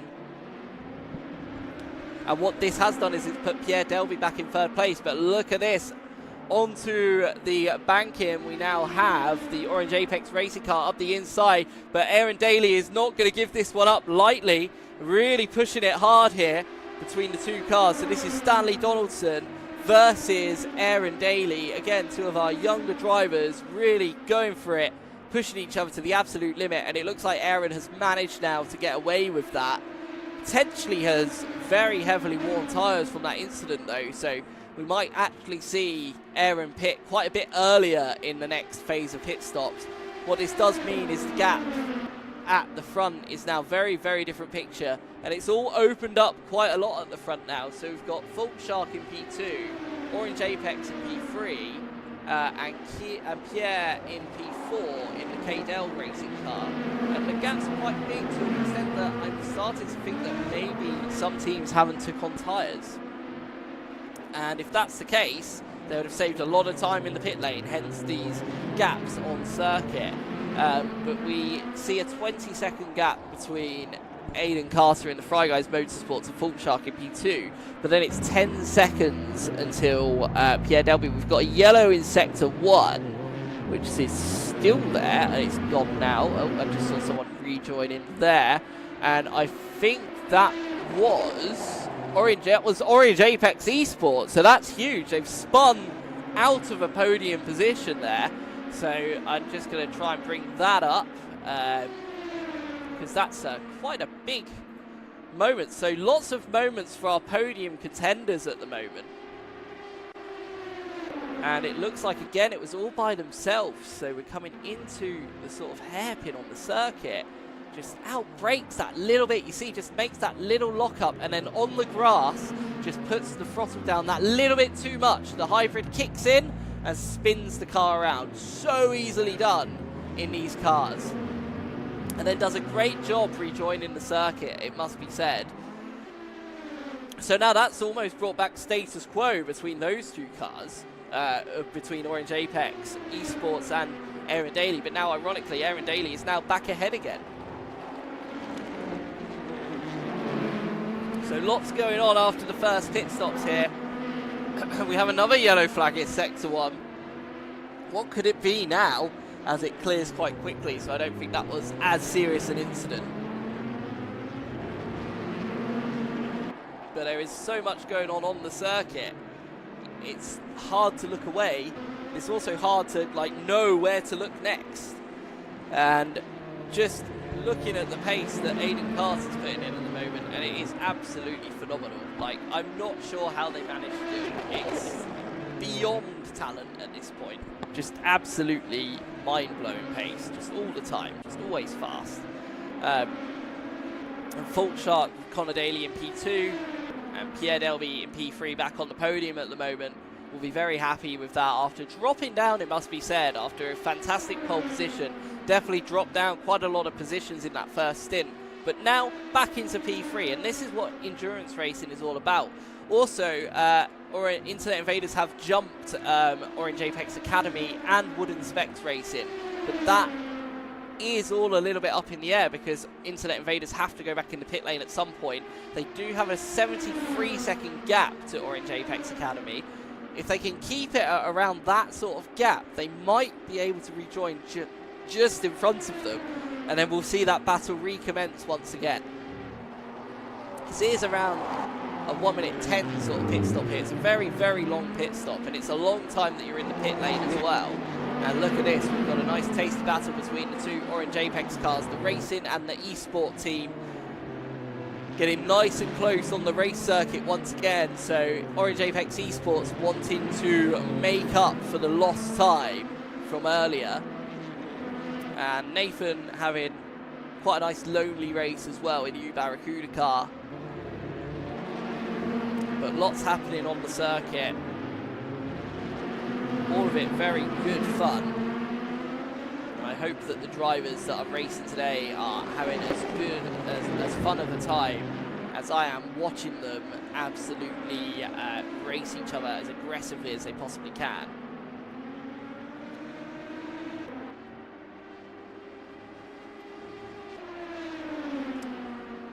Just checking to see if there's been any updates on the drivers, and I believe that the only driver change is now that Neil Harris is driving the Orange Apex Esports car. I think everybody else has remained. If they haven't, I apologise. They may not have updated the driver list. So if they haven't, that might be their fault. But yes, so Orange Apex Esports still only about 7/10 of a second as the Orange Apex Academy car is in the pits. Huh, that's an interesting one. I have a feeling that might have been another drive-through. I think that might have been potentially track limits. I'm not too sure. I don't think they actually stopped on circuit because they've not dropped a huge amount of time behind wooden specs. And if they would have stopped, then it would have been probably a good 50 seconds behind the wooden specs racing car. So I think that that was definitely some sort of potential penalty or something like that. I'll see if race control has any more info on that. Oh, and we've got a spin, and it is the Orange Apex Esport car again. Unfortunately, that's awful for them. Another spin, 2 spins in the stint. Neil Harris not having a great time in that car at the moment. Needs to just let it all calm down. Let those tyre temperatures come down. Don't push, just get some good laps in. Build yourself back up to speed. It's so difficult. You'd just be beating yourself up in the car. You can't do that. You have to just reset, refocus, take it nice and steady. And some of the other gaps on circuit, just looking to see if there's any really close battles. Now we've had that spin, everything has opened up quite a bit. We're in this sort of lull part of the race, but I think as we get closer to the next pit stop phase, I think things will even out, get closer again. And like drivers like Aaron Daly having a bad start to their second stint, who's now putting in personal best lap times of 1 minute 32.7. The second fastest driver, well, the fastest driver on track at the moment is Aaron Daly.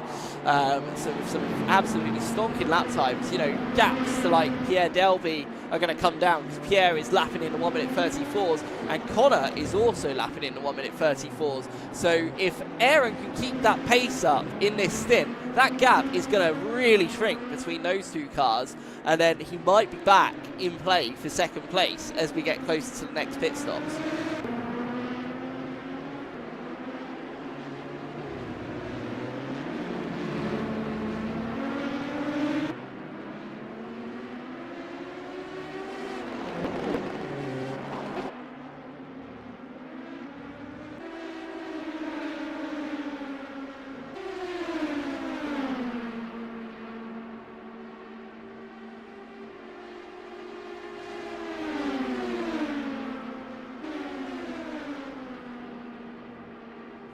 So we're just having a quick discussion with race control about something.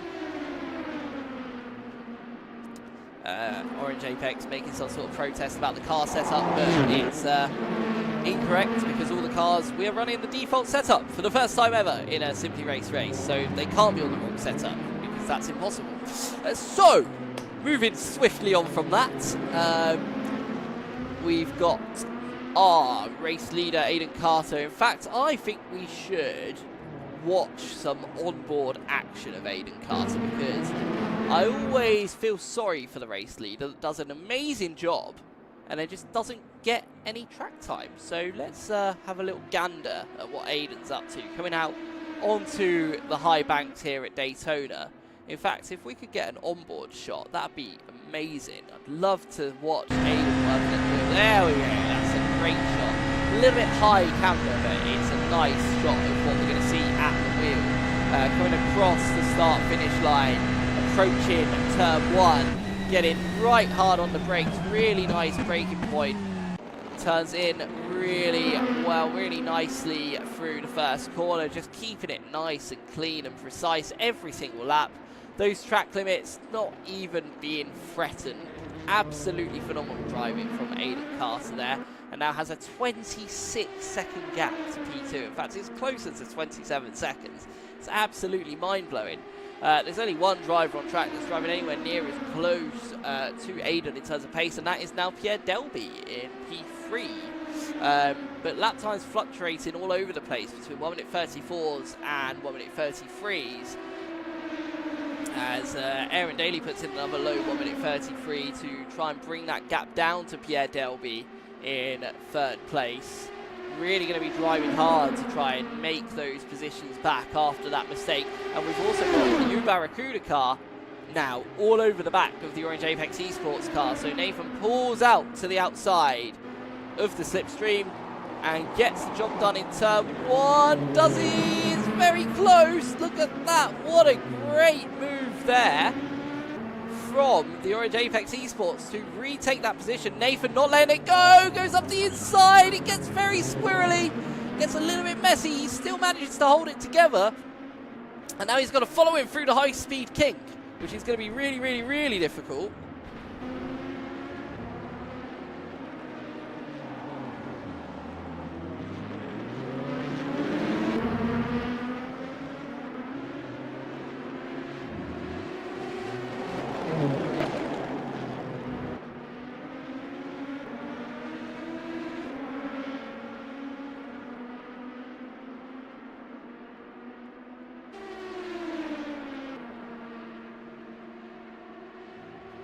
Still continued discussions for race control. Apologies. But yeah, what a tasty battle that came out of nowhere. I'm not sure how that battle even came about, but we've now got 3 cars on the track here, but I believe it's only 2 of them off the position as the Internet Invaders are now in the pits again for their second pit stop, which is about right. Yep, we're with 1 hour 44 minutes left of the race. That works out perfectly in terms of where everyone else is at, so they've not pitted early.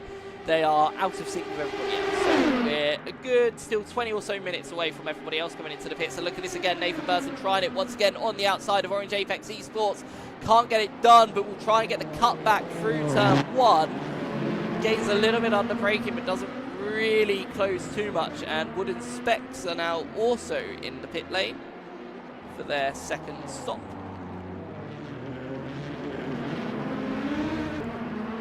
That could be a penalty, maybe? No, it is definitely a pit stop. Okay, cool, interesting. Looked like quite a quick pit stop, so maybe it was a stop-go, but because I don't think they were due in. I think they were still a good 20 minutes or so away from the next stop, but it doesn't really matter at this point. That's fine. And I'm wondering if Internet Invaders are going to swap drivers. And just seeing some movement from race control over to the sims, so I'm just wondering if we've got some sort of potential problem. Just trying to keep an eye out on things, so we'll just keep you updated as I can of any potential code 60s. Wooden Specs now leave the pit lane.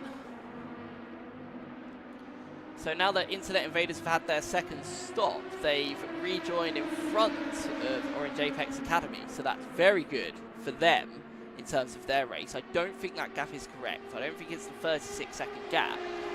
However, that's very, very good for the Internet Invaders to be able to gain that position. Yes, that gap is now correct, 36 seconds. Yeah, it is correct. Oh, Wooden Specs very slow there, running very, very wide, as we're still watching Barracuda and Orange Apex Esports really, really fighting hammer and nails at each other. Like, really pushing each other as hard as they possibly can. Whoa, very squirrely going into the corner there. And Orange Apex Academy putting in a personal best time of 1 minute 33.255. That's a very, very quick lap time. That's currently being driven by Nathan Woolgar. So he's doing a good job there in the Orange Apex Academy car. So, and the gap is only 11 seconds. Oh, and look at that from the Barracuda car running a bit wide there on the exit of the corner. That could have been very, very spicy indeed. Oh, and very lively at the rear. Nathan just calm the throttle movements down just a little bit. You've got to let those rears cool down again. You can't keep on overheating them. You will spin. You've got to bring it back down, calm it all down. But yeah, lots and lots going on the circuit at the moment. I'm still seeing race control. I believe they're still looking at a sim, so just waiting to hear any updates on that. It does seem to be some sort of debate about car setups and stuff like that, which I'm a little bit confused by. And Wooden Specs are now back in the pit lane. I'm wondering if they've sped in the pits. Interested. I would assume that's what it is. Anyway, look at this battle again, and Nathan pulls out at the very last second. That's how you do it. That's perfect. Now just got to get the brake in and turned in, but Esports is right there on the inside. This is a great battle between Harris and Burton. Gets run wide a little bit, so a little bit of argy-bargy there, but looking quite decent, it must be said. That was a very nice, tasty battle. And I believe Wooden Specs had a drive-through for speed in the pit lane as they're rejoining the circuit now. Just keep everyone updated on that. But watching this battle on circuit, it's really livening up. And it's easily the closest battle on the track. And this is for P7 on the road. And Orange Apex have lost the rear end. And with nowhere to go, Nathan Burton just goes into the back of them. So Orange Apex Esports loses control. And Wooden Specs are off the track as well. I believe that is Jack Wood in the car. Unfortunately, not having the best of times at the moment is that team. Needs to just take it slow and steady. Get yourself up to speed. It's always difficult coming out the pit lane because your tyre temperatures are so low in comparison to what they were that you get used to how much grip you've got with the nice sticky rubber, and then you come out on cold tyres and it's like, oh, where's all my grip gone? So it's all about just taking it slow, taking it steady. So we're 1 hour 40 minutes left of the race. We're now officially 1 hour into the race, and we've had most of the cars have only stopped once, some of the cars stopped twice. We've got some mixture of strategies going on around the field. And Orange Apex Academy continuing to put in some really nice lap times. I tell you what, the Internet Invaders better watch out because that gap is really coming down. It was over 10 seconds a few moments ago. It's now 8.3 seconds because Nathan Walgar is really giving it some behind the wheel of the Orange Apex Academy car. It's still Kai in the Internet Invaders car. I'm not sure if it is still Kai. Maybe they've not updated the... I can't really see. But I believe it is still Kai in the car itself.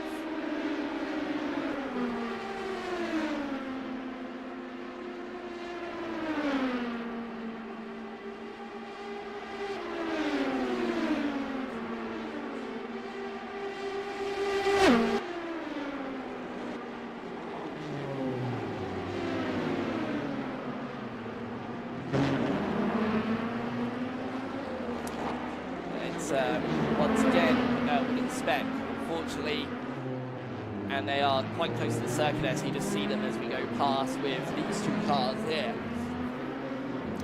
Quite a messy few moments for them.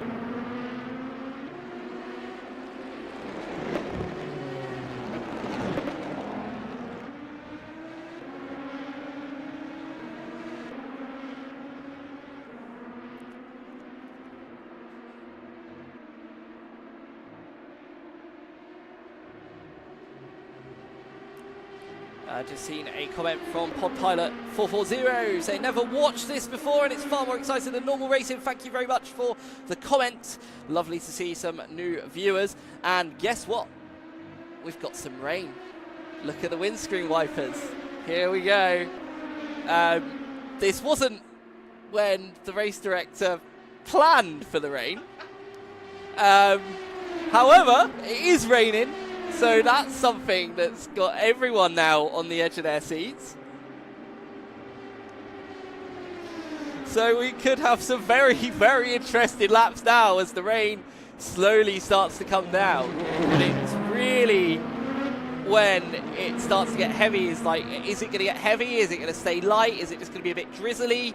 We need to keep an eye on it, really. We need to keep an eye on that weather, because if it like suddenly gets really downpoury, then we're going to see everybody dive into the pit lane, and it's going to cause all sorts of chaos.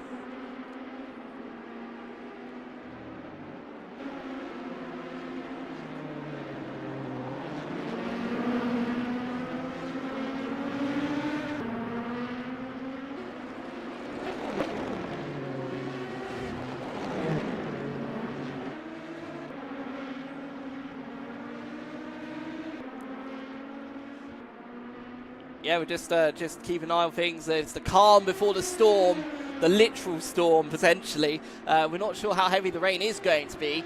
Gaps on the track have all sort of equalised around, so we've got some very big, large gaps on the circuit at the moment. This could all be about to change, because if cars start to skate off the circuit if the rain gets a bit too heavy, but at the moment I think it's light enough that it's not really affecting them. Lap times are in the 1 minute 34s and 33s still around the circuit, so I don't think it's really heavy rain. I think it's just a little bit of drizzle, and it's that psychological rain where you see it on the windscreen and then you start to panic, you start to drive differently, so you can make a mistake just from that. But looking at the lap time pace, it doesn't look like it's being affected too much. Therefore, I would argue that the rain is light enough that we can continue with slicks for now. It could get heavier. We need to just keep an eye on it.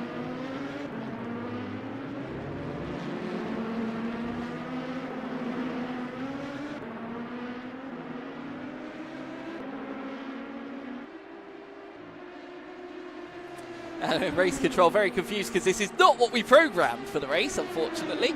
Well, I say we. Only the race director knew when it was going to rain. And he set it up to rain at a certain point, and this isn't when it was set. As Orange Apex Esports puts a lap, I believe, on the wooden Specs racing car. I think that's what just... Oh. Oh. Maybe. Yes, I think you're right, actually, yes. Apologies, yeah, I believe that is KDL Racing being unlapped by the Orange Apex Esports car there, because there is such a big gap on the track. Maybe that psychological aspect of the rain is really starting to affect some drivers. I will say it's not affecting Aiden Carter, and it's not affecting Connor Daly, and it's not affecting Aaron Daly either. Those three are absolutely on it in the 1 minute 33s at the moment. Some phenomenal pace with those drivers. So they're not being shied away by the rain. Pierre Delby is losing a bit of time. He's doing 1 minute 34s in comparison to the 1 minute 33s of those around him, so he might lose touch a little bit, because that gap now from third to fourth has come down from about 8 seconds, which it was earlier, to now just 2.9, now 1.8 now. This is getting really interesting here, as we can see, because it looks like that Pierre is really trying to put a lap on these guys in front as well, but losing time in doing so. But Aaron Daly's just going so quick that that gap just keeps on coming down. Now finally he does manage to get in front of the Apex car, but can he stay in front? He's coming up to lap the Internet Invaders as well, so he's going to get a nice slipstream there from the Internet Invaders. And also to update on the gap between the Internet Invaders and Orange Apex Academy, that gap has now come right down as well. So that gap is now just 1 second. So yes, so it's the Academy car that Pierre was having trouble with that's now right on the back. So we have two battles on screen right here, where you've got the car in P10 desperately trying to be in front of the car in P3 because they want to make a move on the car in P9, the Internet Invaders. But the leader has the right of way, you know, the leader wants to be in front. So, but yeah, it's just a bit of drizzle on the circuit. It's enough to be too worried about as Pierre now gets in front of the Internet Invaders. But what that has done is given the Orange Apex Academy car a really nice run. And look at this, round the outside, going into the hairpin. Keeps it round the outside. Nathan Walker all over the back of Kai Rigdon. Can't get it done around the hairpin, but he's going to now look into the tight U-turn and does slink out the inside. Kai leaves a lot of room. Oh, and that looked like Pierre Delby has lost control of the car. Yes, he has, and drops down to 4th place. while all of this is going on, yeah, Pierre has dropped down to 4th place, but let's keep an eye on this battle here because this is very fun in terms of racing. But yeah, feel bad for Pierre there, but losing 3rd place to Aaron Daly, who now will continue to try and put pressure on Connor Daly. But Aaron is in the 1 minute 32s at the moment. Aaron is absolutely flying on circuit. And look at this between Orange Apex Esports and Apex Nova Racing, battling side by side. Round the outside goes Apex Nova and manages to just about get the job done.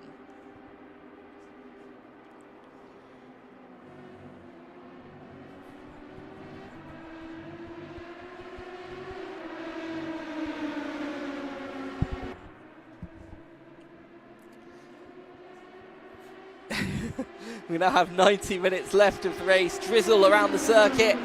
Absolute chaos and pandemonium all over the place. Wherever you look, the battles just randomly appear and shape up and get all spicy.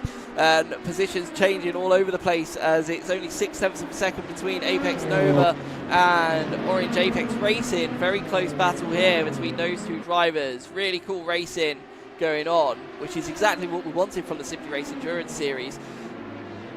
Almost pushing the car along in front of them. And the Internet Invaders are battling hard as well to keep Orange Apex Academy behind them. So 2 of the 3 Orange Apex cars involved in battles at the moment.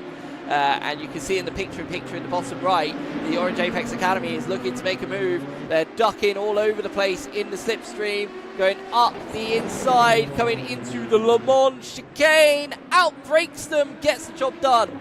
Nicely done by both drivers. And look at that, Kai back up the inside, manages to make a lunge, trying to get it done.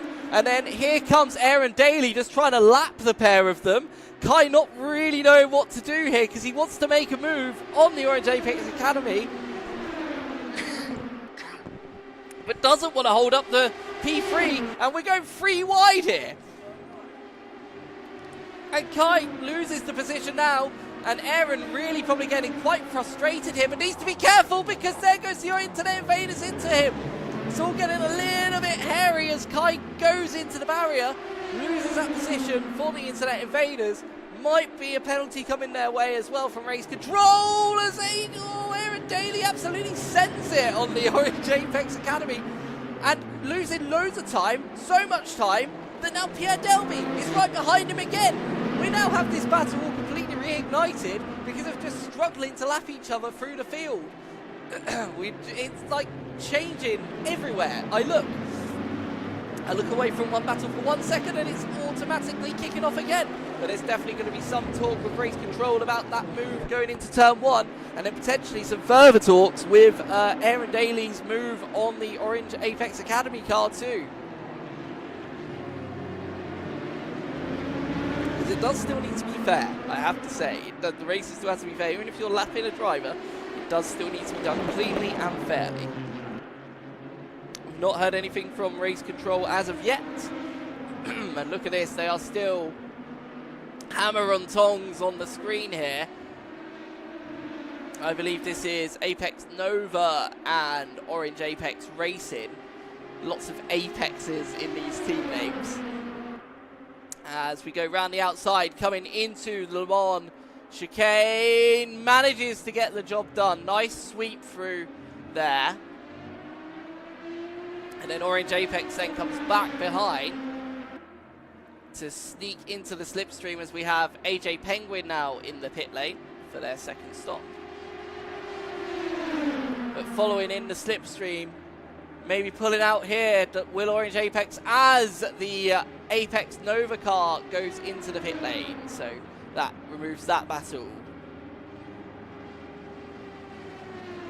As all the second stops are now starting. But now here comes the tricky part. So the rain is coming down. Do you stay on slicks or do you gamble and go on wets? Because lap times are getting slower. Lap times are now dropping quite dramatically. In fact, Aiden Carter's last lap was deleted for track limits. We're starting to see more mistakes. Is the track now getting to a point where it's just that little bit too slippery for the slicks? Are we in a crossover phase on this race, where it now is time to put that wet tyre on. Is that what we're now waiting for?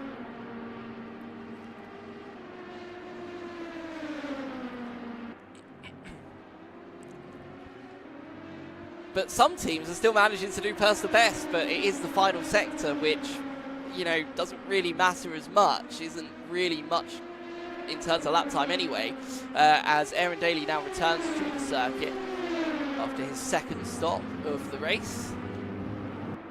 With 1 hour 26 minutes left to go, still lots that can happen. And potentially heavier rain inbound as well, as Orange Apex Esports just about loses control. So again, we're seeing so many mistakes on circuit now. I'm beginning to wonder, is it worth pitting for wets? Internet Invaders are in. I'll be interested to see if they decide to change tyres. This is their third stop of the day, and it is out of sync from where they've been pitting before. Maybe it's from that incident at turn 1. And Wooden Specs in the pits as well for their third pit stop, but their fourth journey to the pit lane. But yeah, like I really am starting to think that the rain might just be that little bit too hard now. That will be speed in the pits. That's an automatic penalty for Internet Invaders, I believe, because it just pings it by itself. So whenever you see one like that, and I can see the rain on the screen now, so the rain is definitely getting heavier. Oh, look at this! Straight on goes Orange Apex Esport. This is definitely at the crossover point. I really think now it's time to get on wet. Like, Internet Invaders might have messed up in the pit lane, but I think they were bang on in getting in the pits and potentially putting those wet tyres on. In fact, if we use the overlay and remove everything, we might be able to see what tyres everybody's on, because I've got a feeling that they're on wets.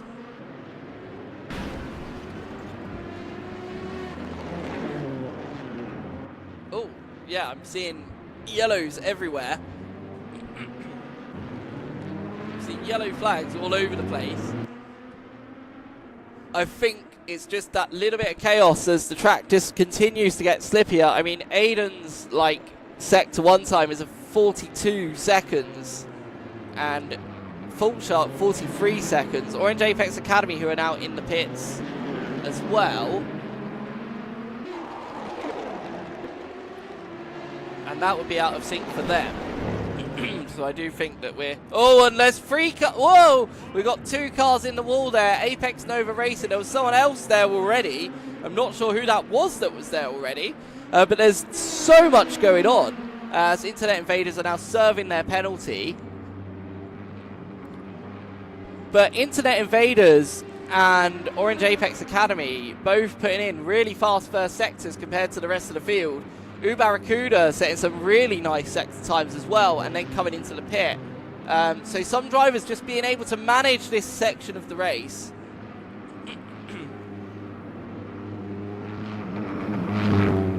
So the thing is, people are all putting wets on, and they have no grip.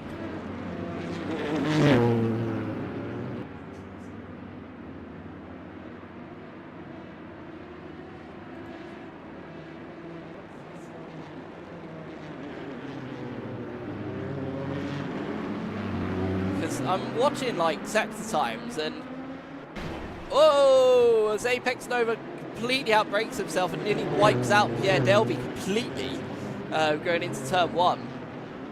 But what I'm hearing from race control is at that last segment of stops as Internet Invaders into the barrier is that everyone moved onto the wets, but there's no grip in the wets, so it was the opposite. This is potentially race changing, like absolutely race changing. Aiden Carter is just putting in 1:40s, as is Fault Shark. Pierre's putting in 1:48s. Orange Apex putting in 1:39s. That's Orange Apex Racing. The lap times are all over the place. Whoa, and who's this going off now? It's Apex Nova again. Wow, this is really as Pierre Delby has also spun in 3rd place. Wow, I feel like get back to the pits and put them slicks on, guys. Like, I feel like that's the only way out of this. Orange Apex Esports are back in the pit lane, and once again we have 2 cars off at the U-turn. I can't see who they are, unfortunately. Sorry, because of the picture-in-picture. But we're seeing many cars just run wide at that corner.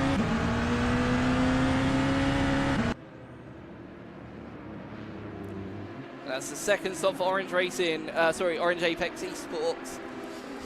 This is all getting a little bit chaotic, everybody. So, Aiden Carter is still managing to increase the gap despite not setting the world on fire in terms of lap times. Internet Invaders back in the pits, probably to change their tyres again.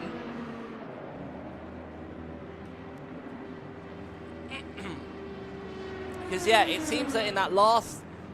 Yeah, because look, they're all coming back in. They're all coming back into the pits. I think everybody decided to pit and put wets on when it was drizzling. And there's just no grip in the wets. So they're just losing control because they're not like an intermediate tyre. It is a wet tyre. It's not an intermediate tyre. This is fascinating stuff. And it's completely transforming this race. Everyone is coming back in. Aiden Carter's back in. So Aiden did it as well. So I guess, like, the one thing is that they're not losing too much time. But no, this is only the 2nd stop for Aiden. Aiden didn't pit. So this is really fascinating stuff. And the rain is coming down. That's the thing. The rain is coming down, but it's so psychological. And it has just picked up. Aiden's gone on to wets. Aiden has just changed onto wets. Not slicks. So I think a lot of people have switched to dries. This is going to be insane. This is going to be absolutely crazy. Because it is now... So Aiden still leads. Fault Shark is back in the pits as well. For their 2nd stop of the day. And I really think what you do now is going to dictate your race. Like, this is the race itself. Pierre now comes out of the pit lane. I mean, what do you do? Like, I personally think that until your tyres feel like there's not enough grip, in an endurance race, it's not like F1. In an endurance race, you have to stick with it. You have to stick with it. You've got to keep on going. Orange Apex back in the pits. They stayed out. I think they tried to, like... But their sector times are pretty good. That's the thing. Like, they're setting good sector times. I'm looking at Aiden's sector times, and Aiden is, like, way off the pace compared to a lot of other drivers at the moment. But because Aiden stayed consistent, didn't panic during the pit cycle, still has a 56-second lead. So... in an event that would normally, like, completely destroy a race lead, Aiden has managed to continue going at a very good rate of knots. The 69-second sector one is just from exiting the pit, so that's not anything to read into there. But there's a lot that is still to happen in this race. Definitely don't go away, because this rain has absolutely transformed the shape of the race. And in terms of on-screen battles, I mean, like, positions have fluctuated all over the place. I mean, the Internet Invaders are now up to 9th place once again in front of Orange Apex Academy. So they've not actually lost anything because Orange Apex Academy had such a bad previous lap of 3 minutes 20 that even though Internet Invaders had a stop-go penalty, a drive-through penalty for the speed in the pits, they've now managed to re-pass that team again. So it's like, it's really unpredictable as it can be at the moment. I hope you're all still enjoying at home because I'm having an amazing time trying to piece all this together at the moment. I think it's time for a race order. So we have Fry Guys Motorsports in first, Fault Shark in second, Orange Apex in third, and we've got someone off the track and it's Apex Nova once again. Oh, this is awful for them. They've made quite a few mistakes in this stint.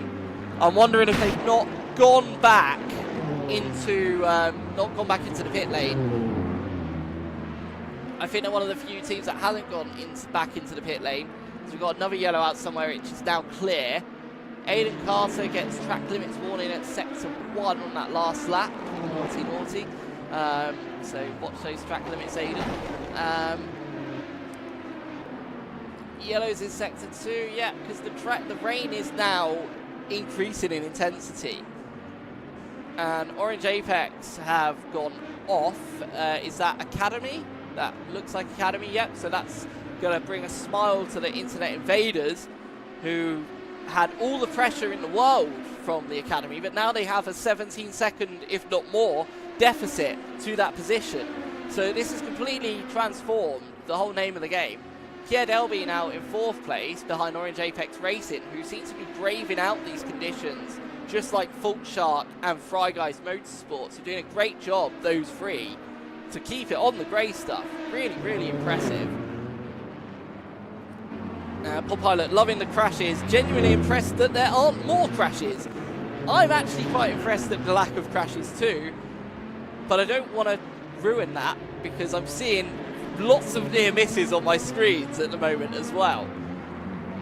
We've got a yellow in sector 2, and someone is off there again. It's Apex Nova again. Oh, Apex Nova, please go to the pit lane, whatever it is you need to do.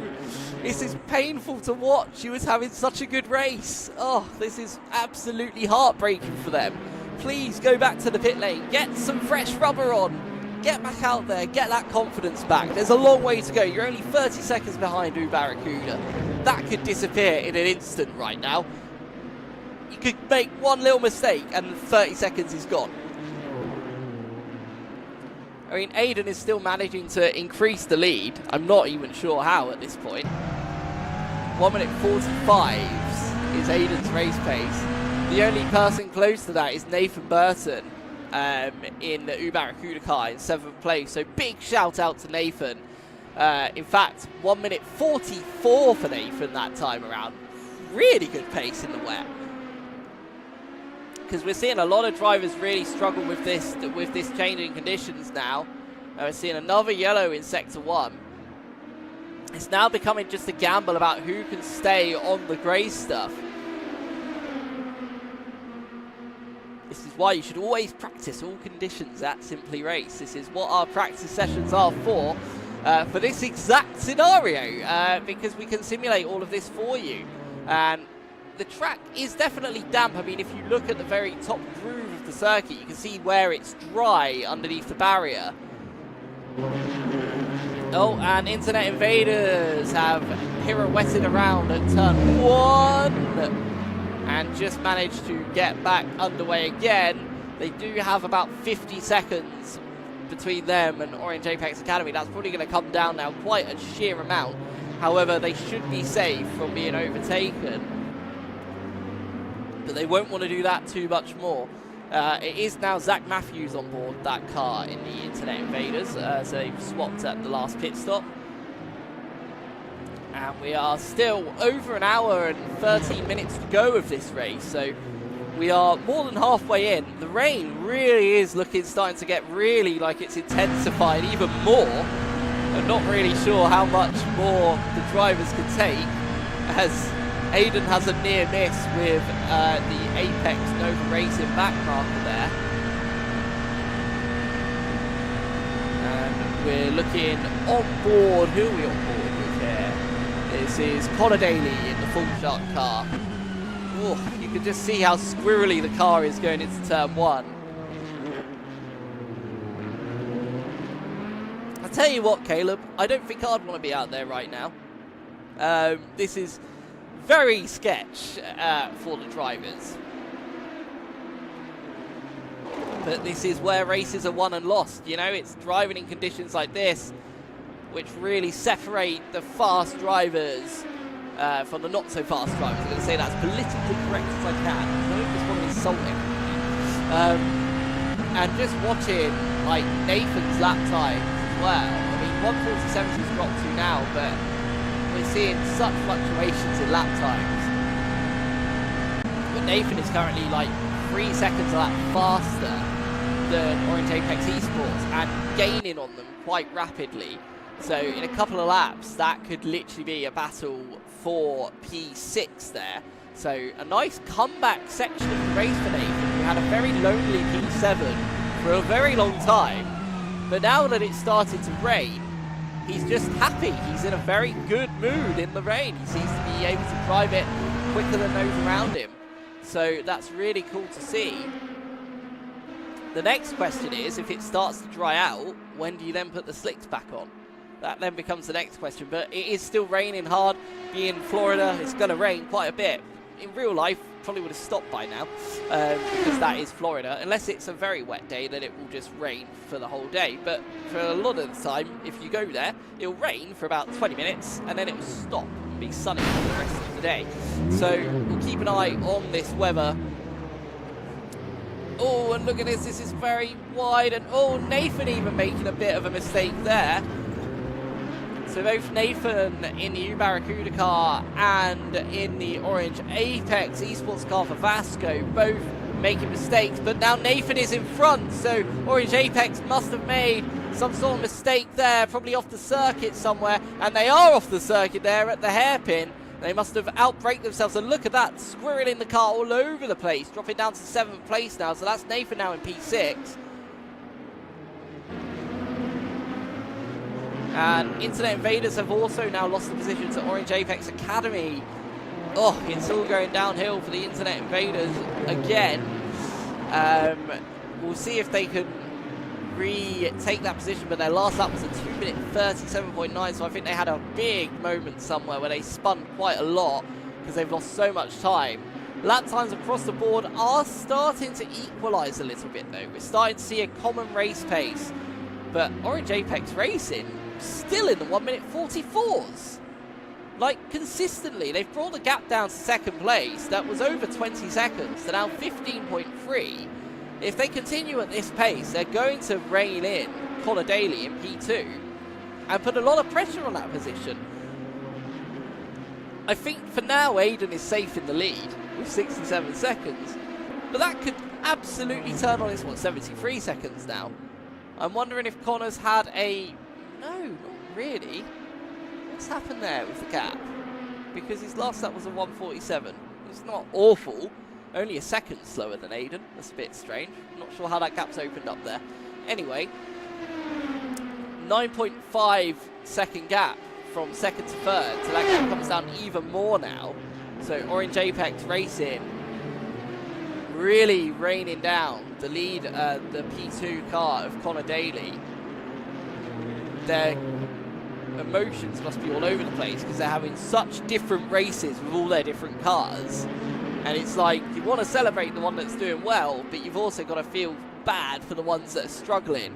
But again, a very long way to go. Lots can still happen. And in fact, that gap to the Internet Invaders and Orange Apex Academy is now coming down again to just 7 seconds from 10 seconds. So lots again. Oh, it's just increased a little bit though. So going up and down all over the place. If I was a teammate of a driver right now, I would be trying to coach them as much as possible down the straights. Just telling them, don't push, just drive. Because if you push, okay, so Connor had a spin or something because he lost about 6 seconds there. I think it was on the previous lap, hence why I think it just took a while for that lap time to update. But if you push, you make the mistakes, and that's where the positions are going to change. If you just keep it on the grey stuff. Yeah, thank you, SimRacer W3Y. You don't have to watch, that's fine. It is a race at Daytona. So, you know, pretty straightforward, really. It is what it says on the tin. We're watching cars in the wet, struggling to keep it on the grey stuff. Like I said, you don't have to watch it if you don't want to, but feel free to join in if you want. Maybe just be a little bit more constructive with the comments. And it's been deleted. Goodbye. So, I don't know who deleted that, but someone did. Just going to have a quick discussion with race control.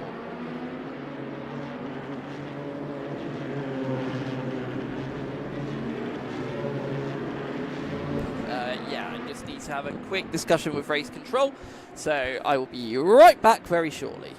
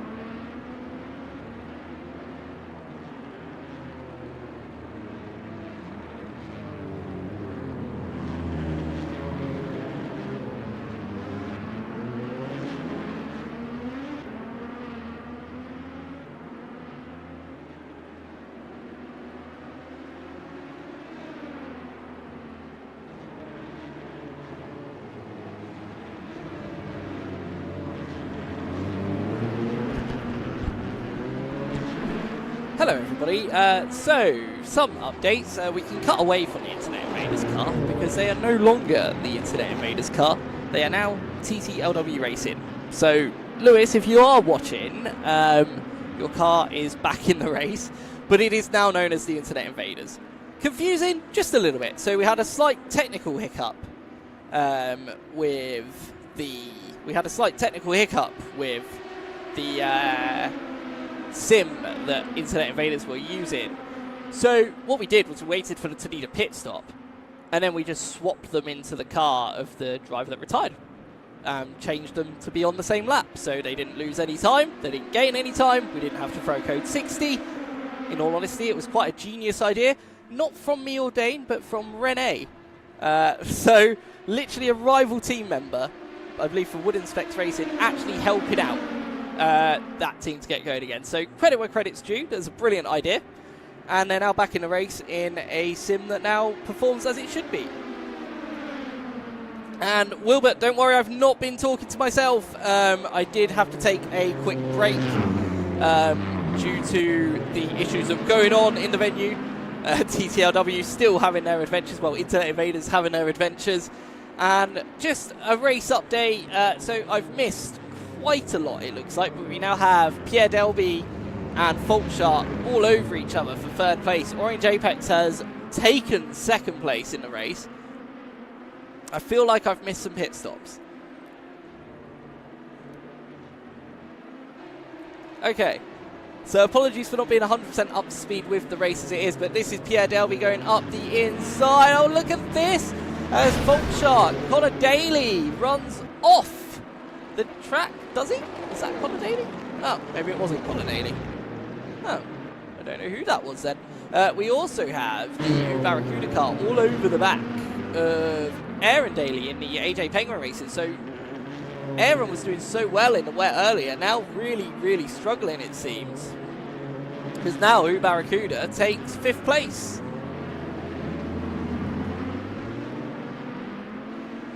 Pod Pilot, yes, in case Kai's not reading that, that is Internet Invaders that Kai is a part of.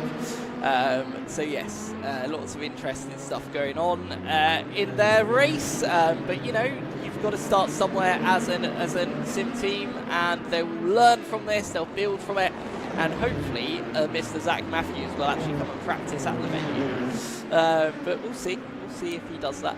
But we've actually had quite a crazy race today, like absolute insanity all over. We've had amazing overtakes, we've had not so amazing overtakes, we've had rain, now we've got daylight with heavy rain and a very wet circuit and some quite fatigued drivers. And Nathan Burton is really going up in my list of impressive days, because he's now just putting in some really good laps, 2 seconds a lap faster than Pierre Delby in front of him. But Pierre is all over the back of Faultshark as well, by 8/10 of a second, but the gap looks a little bigger than that on that screen, which is interesting. I can't actually see them in front, can you? Oh no, there they are. Okay, so the gap is there. So lots could still happen in this race. Orange Apex Racing doing a great job with Stanley Donaldson behind the wheel in P2. And Aidan Carter leading the race, doing a very good job today as well. And, oh dear, who's that running off the circuit there? That is, it is AJ... Oh, that is Aaron Daly in 6th place. Oh, that is heartbreaking for Aaron. He was having a really good race early on, now dropped all the way down to 6th. Was really fast in the rain earlier, so not really sure what's happened there. Seems to be struggling with the damper conditions. Wilbert to Sanan says, it's their own doing, they invaded the internet. Well observed. And we have just over 45 minutes of this race left to go. And this is a lot more treacherous rain conditions than I was expecting. it's also a lot more treacherous condition than our race director was expecting. So I'll let you into a little secret. This is when it was supposed to rain. Now. Right now. So my thought is it now just going to get wetter and wetter? I think it is. I reckon that's what's going to happen now. So it's going to be all about keeping the wits together, keeping it on the grey stuff, not going in the grass, not flooring it in the grass. But I will say, Internet Invaders, 4/10 of a second behind Orange Apex Academy. That's heated up very quickly. I hope they've not just jinxed that by going off the circuit. I think they might have done that. I think they might have just jinxed me doing that. But we'll soon find out. Maybe ride off board just so we can see. So we'll do the longer shots down here. And I think there might be a car in front of them, to be fair. Yeah, there it is. There is the Orange Apex Academy car being driven by Gillen Townsend at the moment. If my notes on drivers is correct. I'm pretty sure it is because it was Walgar for a while and now it's changed back again. AJ Penguin Racing and Apex Nova both in the pit lane for what might be... Ooh, you'd want to pit a little bit later than this if you don't want to splash and dash at the end, so that could be a really bad news for Aaron Daly. Because I believe he started the main pit cycle earlier in the race. Oh, and off goes Internet Invaders into the barrier. Oh, no, that's...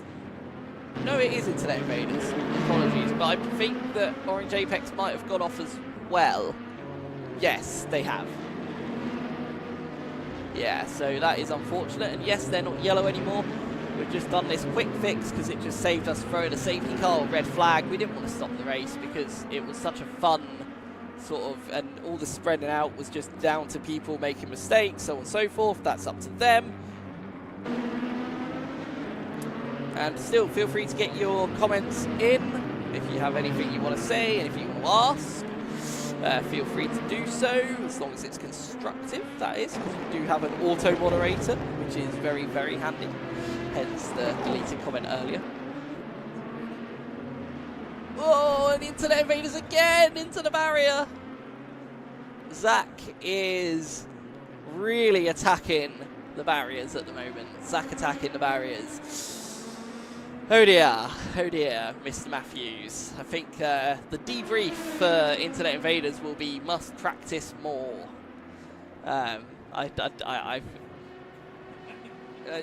With force feedback, yes. I heard a story that Zach was practicing at home but had no force feedback in his wheel. He had a brief yellow flag in Sector 2. I believe that's now cleared itself up. 8/10 of a second apparently between Internet Invaders and Orange Apex Racing, Orange Apex Academy still. Oh no, it's just up to 18 seconds. There we go. That's now updated. So yeah, now it's all about just getting to the end now, and really you're going to want to pit with around 38 minutes to go to avoid a splash and dash. Who is this coming in the pits now? That is the Internet Invaders coming back into the pit lane. I'm wondering if they're just going to swap back over to Kai. Even though he's just got Pete, so he's probably very upset if he has to get back in the car because he was just eating some food. He's getting back in the car, so yeah, so they are swapping drivers. They're getting Zach out of the car and putting Kai back in the car for the final 42 minutes. Probably would have wanted it to wait a little bit longer just to try and get it in that pit window, but that's fine. As they now drop behind Wooden Specs Racing, who will have quite a lead over them now.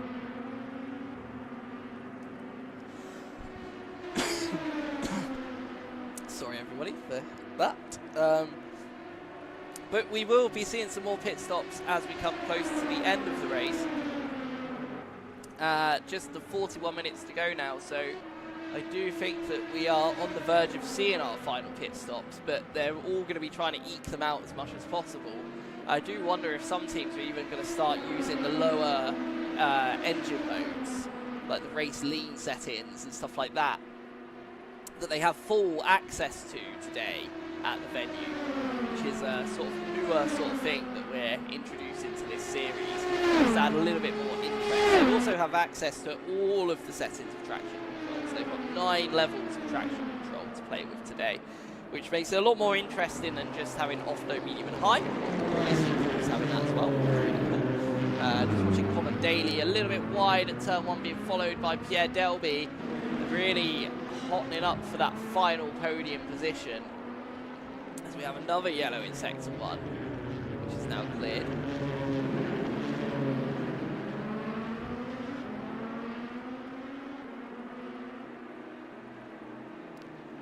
But feel free to let us know where you're watching from today, how you discovered the stream, if you know someone that's racing, or if it's a case of you just saw it on YouTube live and thought you'd give it a go. We've had a few people like that in the past. Oh, and off go Internet Invaders once again. Is Kai in the car? Unfortunately for Kai, changing drivers hasn't really changed the fortunes of that team. A lot to learn, but still a very good, valiant effort. I'm not going to slate on them at all. It's very difficult to drive a racing car, especially a Porsche hypercar, in the rain at Daytona. It's a very difficult thing to do. You've got to really, really focus on what you're doing around the circuit.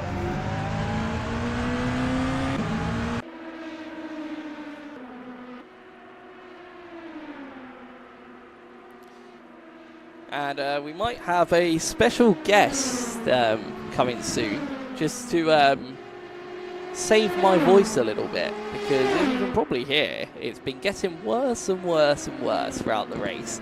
And with 39 minutes of the race to go, just might be an idea to, you know, give me a little break. So we've got a special guest slowly making their way and opening the door now. There is our special guest, who looks very pleased with himself. Oh, Aiden's in the pit lane. Our leader is in the pits for what should be their final stop. 39 minutes to go. I think you are on the cable.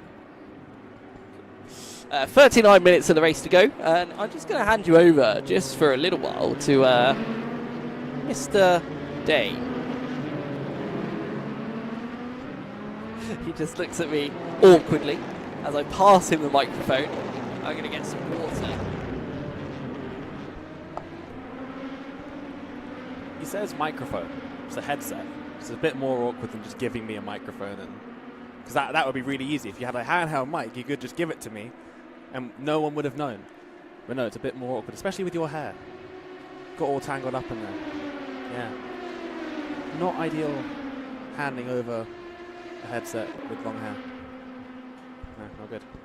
Yeah, Aiden in the pits. And comes out, unsurprisingly, pretty sure, still in the lead. It's like a 95-second gap before the pit stop, so it's a pretty big gap. It's an impressively big gap, like almost lapped the field. Very quick, obviously. I know Grant was like, oh, Aiden's going to be on pole, Aiden's going to be on pole. Didn't happen. Had to back right out of that one.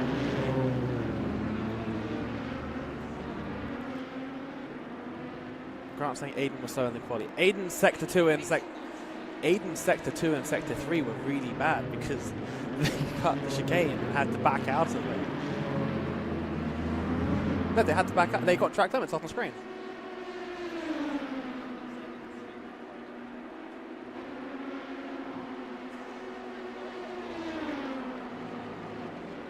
What did I say? They got track limits on qualifying lap.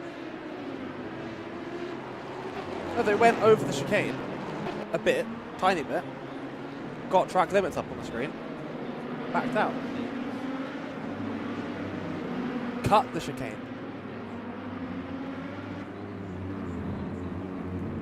I said cut.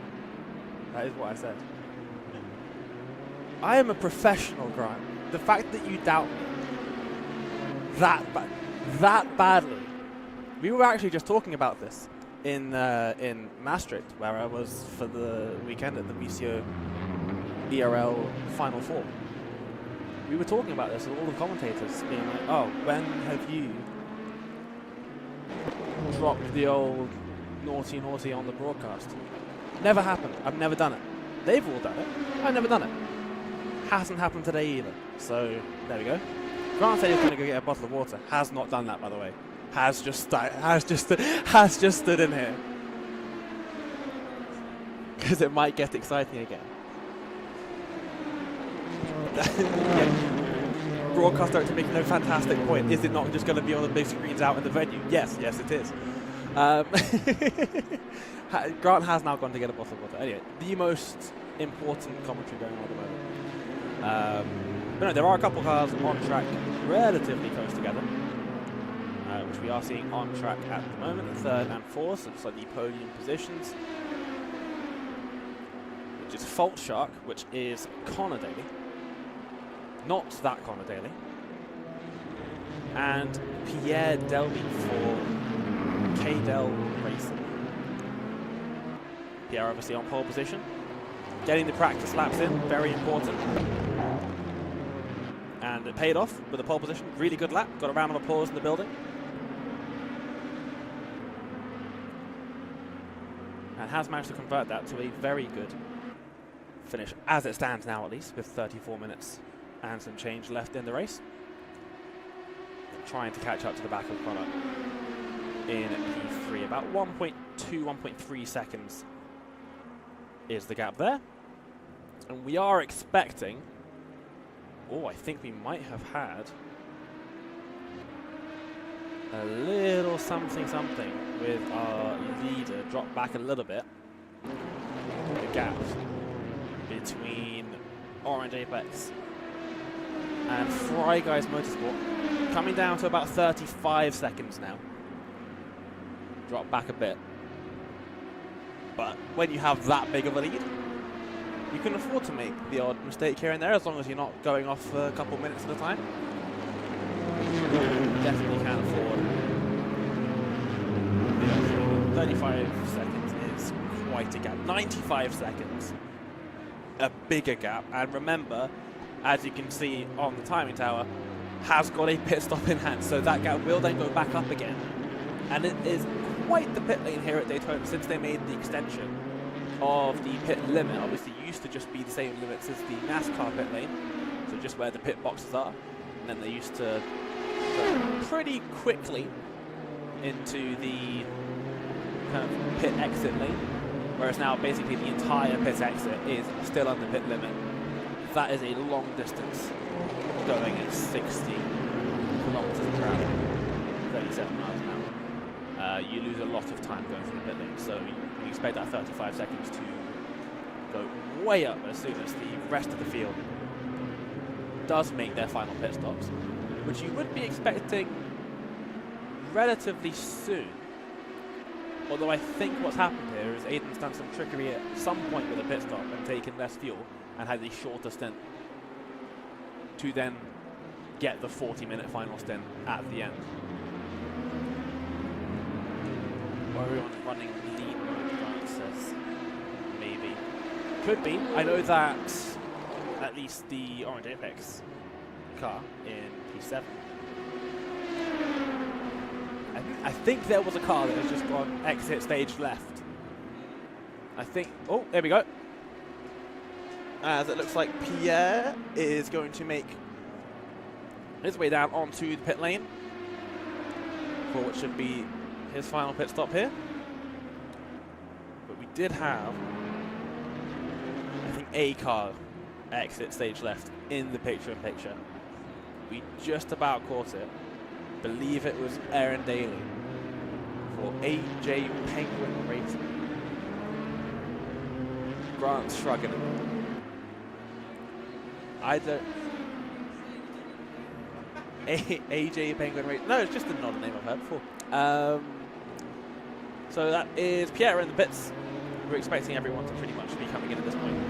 But I can say, though, I do know for a fact that Orange Apex Racing in the number 7 car, of which there are like seven cars, are switching between the engine modes, which the drivers can do. They are using the safety car mode to fuel save.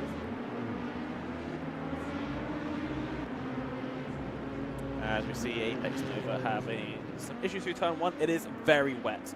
What I will say is, obviously, with R-Factor 2, you do get on the HUD some information about what the water's doing. You get the big one, how much is it raining currently. I believe when I left race control and hopped into here for a bit, it was 30%. More like 25% really, but R-Factor doesn't tell you that part. About 25%. Decent amount of rain, as you can see. It's a bit wet.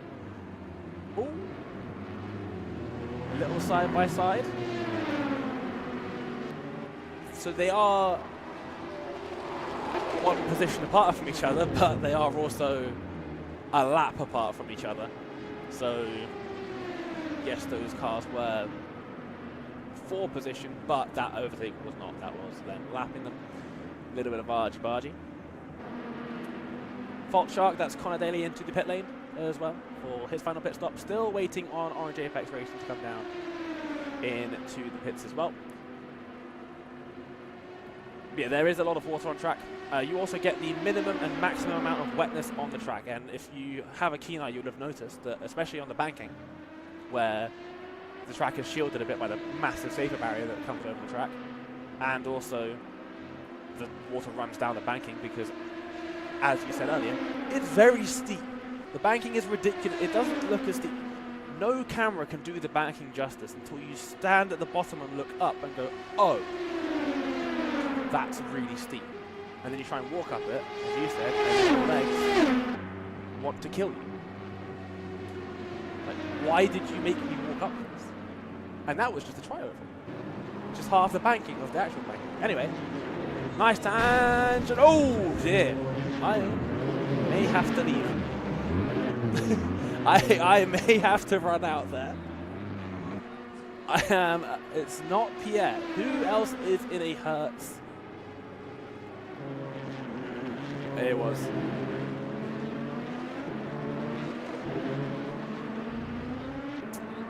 Yeah, I am. Nice way of kicking me out of the commentary booth there. Not you. Not you, Grant. You're not kicking me out. I'm kicking myself out. Technically, Apex Nova kicked me out. Fault Shark. Fault Shark with penalty. Yeah, well, it wasn't me. Or someone's messing about with the race control. We know that. Oh. Well, yeah, that's because you wanted some water to serve a latte. The horror.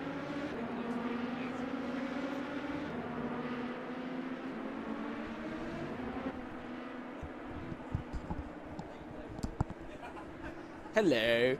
Yes, you got to put up with me again until the end of the race. So we've got 28 minutes left to go. Thank you, Dane, for letting me rest my voice a little bit. And yes, Podpilot, rain has made it interesting. I actually have preferred that it kicked in where it did, although maybe kicking in with around 45 minutes of the race to go would have been a little bit more exciting, but also it might have been a bit too far into the race for it to have done anything with the race, if that makes sense. So maybe this was the better option. But I do want to say credit to all the drivers for still going at the moment, still pushing in the lap times. And it's getting a lot more consistent out there. Yes, we're still seeing mistakes, but I believe in terms of the crashes, we are through the worst of it. Although Caleb's looking at me like I'm going crazy. Oh dear, I've just jinxed it. There's a yellow in Sector 1, and it is Orange Apex Esports. And oh, they nearly wipe out Apex Nova as they rejoin. So Neil Harris there having all sorts of adventures in the Orange Apex Esports car, but you know what that does? That puts Nathan Burton in 5th place. And we have them in the barrier again, is that? Is that them back in the barrier, or is that a replay? Oh yes, now they're down to 7th place, so Aaron Daly and AJ Penguin racing now ahead of them. Just as I said, it was all settling down. You see, the commentator's curse is definitely a real thing. Can't help it, you know, these things just happen. But yeah, 26 minutes to go, and we should be seeing pit stops, like Dane said. I'm very surprised we haven't seen pit stops, but people are using like lower engine modes, definitely. Some of them are using safety car modes, which is very impressive to be able to do a decent pace. But I guess also, if you're like running in P2, and you have like over 60 odd seconds or 100 seconds, sorry, to the car behind you, sort of do what you want, really, and it will be fine. But yeah, it's been a interesting race, actually, I think. Like, very interesting race. Our next one of these will be also at Daytona, but it won't be a SRES race. It'll be a NASCAR Daytona 250, so stay tuned for tickets for that, as Orange Apex and Fault Shark both come into the pit lane on the same time. So they're both in the pits on the same lap for their final stops of the race. So finally kicking things into gear in terms of pit stops. We saw Aiden come in the pits earlier, so we're wondering if Aiden's short fueled. So yes, so 250 miles of Daytona we will be doing in February, which is going to be really good fun. That's always a fun event that we do every year in the venue. One of our more popular events in terms of entries. Fault Shark have dropped all the way down behind Barracuda in 5th place now, so Barracuda up to 4th, but I believe that will all change once they pit. So yeah, if you're interested in getting involved with something like this, that's our next event, and then after that, the next month after that, we will head to another track in Florida, Sebring, for another 2-hour 40-minute race. As whoa, nearly completely lose control there. Really just trying to keep me on my tiptoes. I'm not sure who we're watching at the moment because I don't have their information. I think it's Barracuda. It is, yes, cool. Yeah, so it's Barracuda in 4th place. Currently not stopped. Orange Apex Esports are now, Orange Apex Esports are now in the pit. No, Racing, I believe, yeah, is in the pit lane. Oh, that looks a little bit chaotic. So this is AJ Penguin Racing and Orange Apex Esports battling legitimately for 6th place after Neil Harris's moment. So Neil Harris has obviously found his way back in front of Aaron Daly. And look at this, Aaron Daly sending it back up the inside, trying to make it work. Oh, they just get together. Very, very much argy-bargy. This feels like they are about to have 5 rounds in the boxing ring as Aaron manages to do it around the outside. The King, absolutely great move there, but really fun racing that. That reminded me of, and off goes Aaron Daly. This is really reminding me of Gilles Villeneuve, Freddie Arnoux at Dijon all those years ago. Absolutely epic little battle, and be careful rejoining Aaron. Gosh. Can't look away. The second you think it's settling down, something like that happens. And Orange Apex Academy now have a penalty. I'm going to believe that's for track limits, as they've not been in the pits recently, so it won't be a speeding penalty.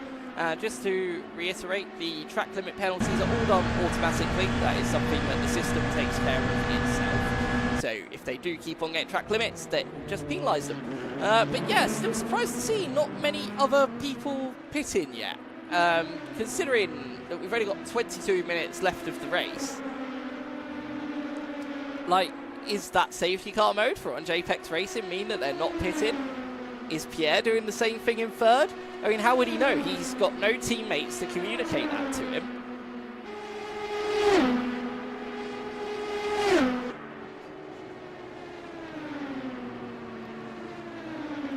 Yeah, it's all very interesting, very exciting stuff here today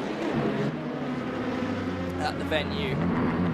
As Fault Shark completely cuts the chicane, so Connor Daly has a big off there and completely cuts the Le Mans chicane.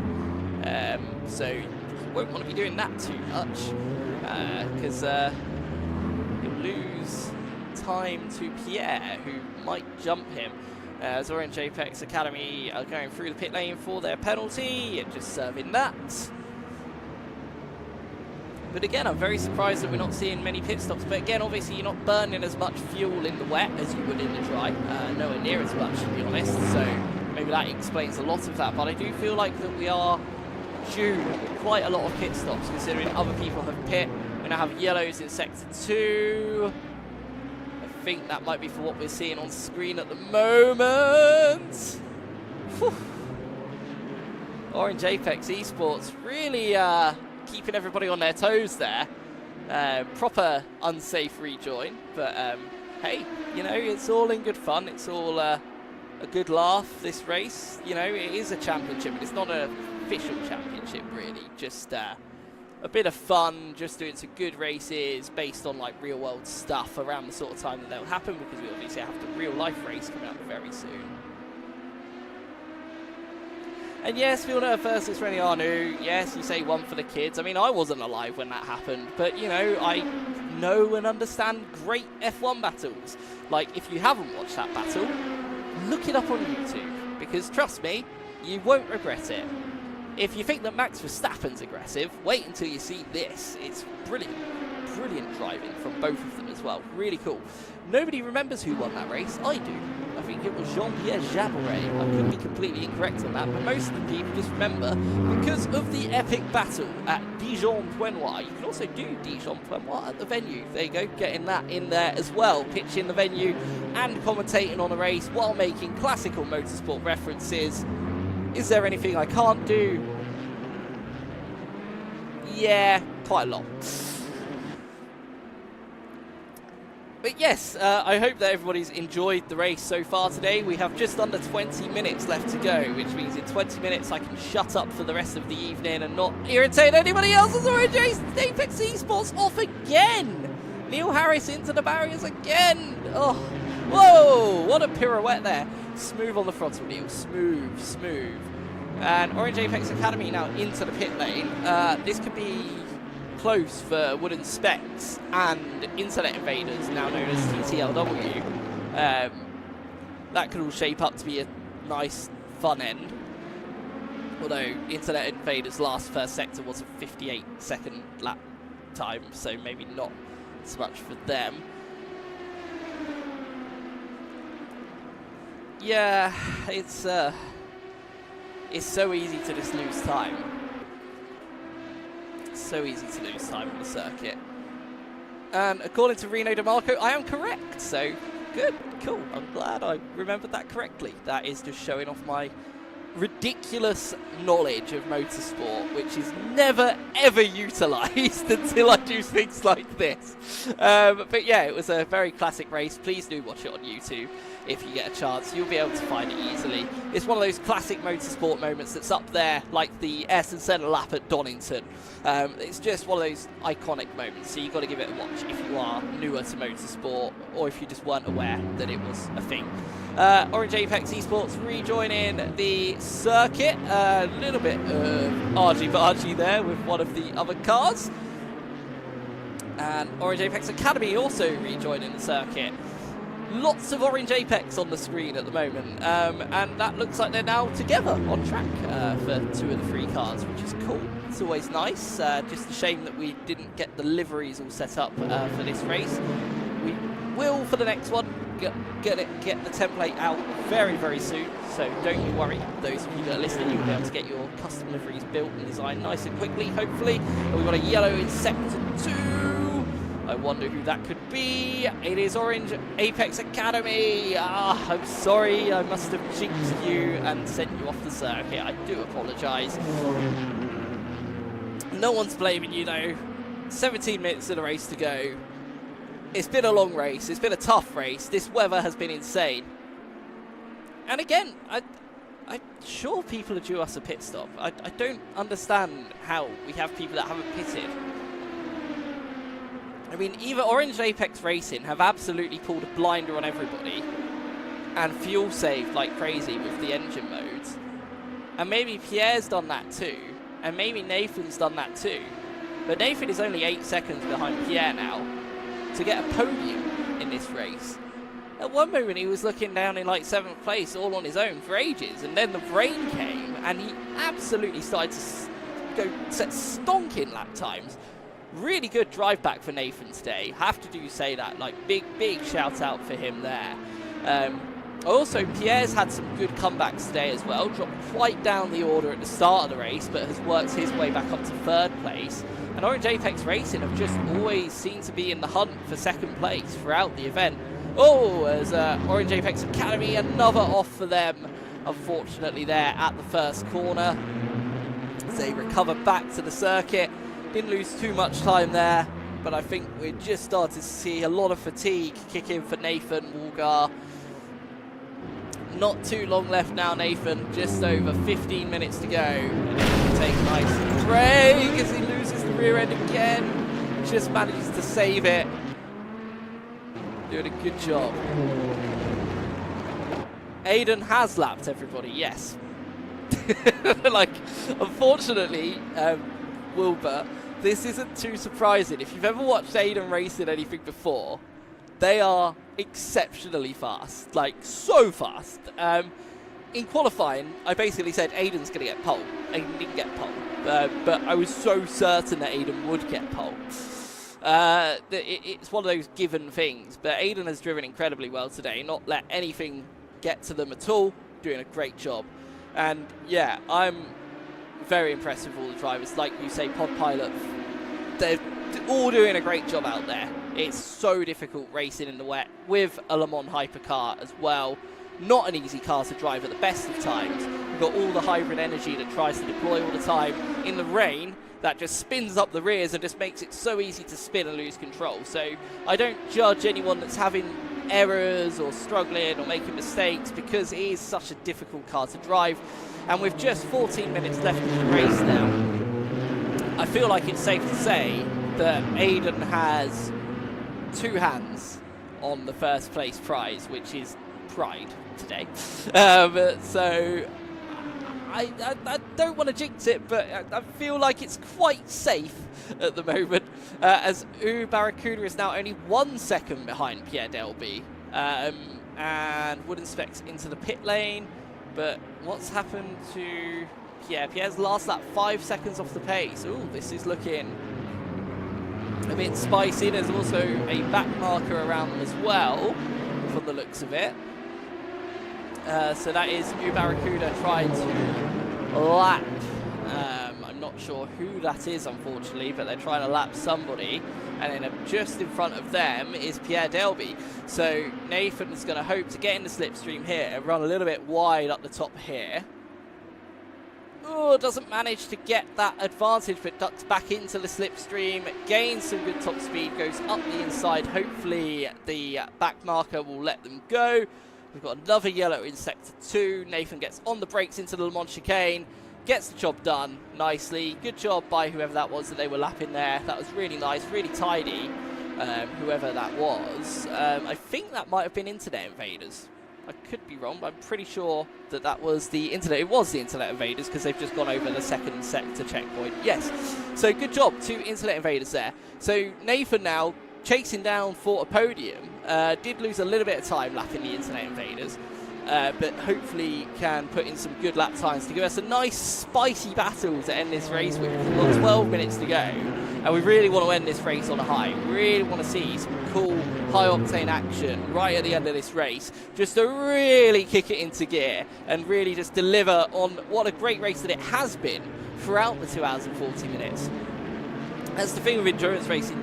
You get the little lulls, but when it all kicks off, it really kicks off, and you really have to pay attention to every minute of the race to get a great picture of it and really, really enjoy it. I'm seeing the race director just looking at all the sims at the moment, probably just looking at their fuel loads and like wondering, how are they doing this?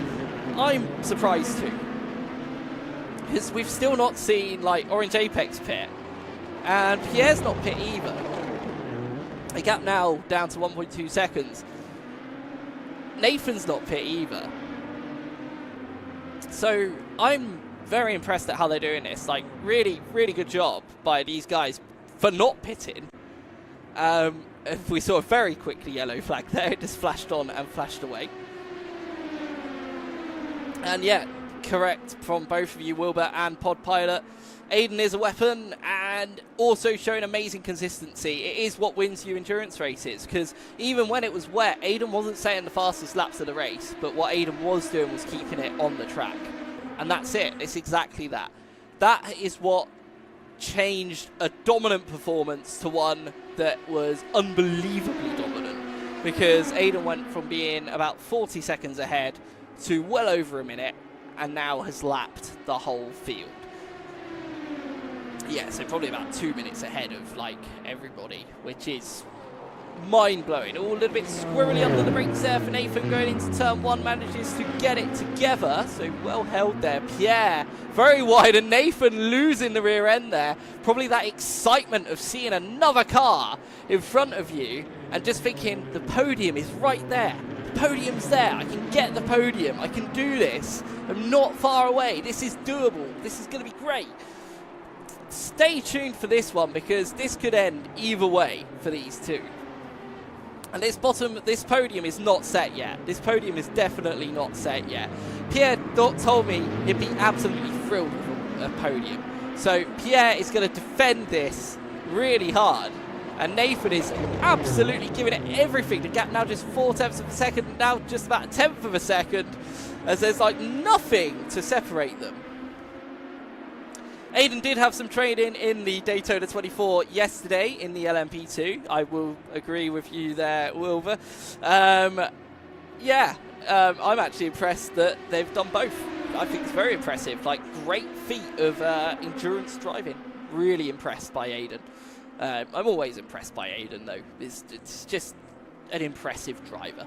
But anyway, let's focus on this amazing battle with these two drivers, Nathan Burton and Pierre Delby. Nathan Burton representing U Barracuda, Pierre Delby representing K-Del Racing. Really exciting stuff with just under 10 minutes to go of the race here at Daytona. It's back to light conditions again, but it is wet still. But I believe, I could be wrong in saying this, but I think it's stopped raining. I can't see it. I can't see rain coming down now. I see the windscreen wipers going, but that's because of the spray. Pierre goes wide at turn 1. Nathan takes the 3rd place. He just had to push him into a mistake, and we've got another change of positions potentially going on here, but I think, oh no, that's Aiden lapping somebody. But they are squeezing him to the wall. Woof. Spicy. Very spicy indeed. God, imagine squeezing the race leader to the wall. Oh, and internet invaders. Oh no, I almost don't want to say anything. It gets bad to worse. Oh, guys. Next time, practice more, please. Especially Zach. Definitely Zach. Lots of practice. But don't give up. Don't give up. This is attempt 1. It's tough. It's not easy. Everybody watching knows that. Aiden was up at 2 a.m. Wow. That's very impressive. I just don't get it. Imagine doing a 24-hour race with a team, obviously, and then coming here and doing this all over again. Most people wouldn't want to see Daytona for like 2-3 months at the very least. Aiden's like, nah, want to see it the next day, mate.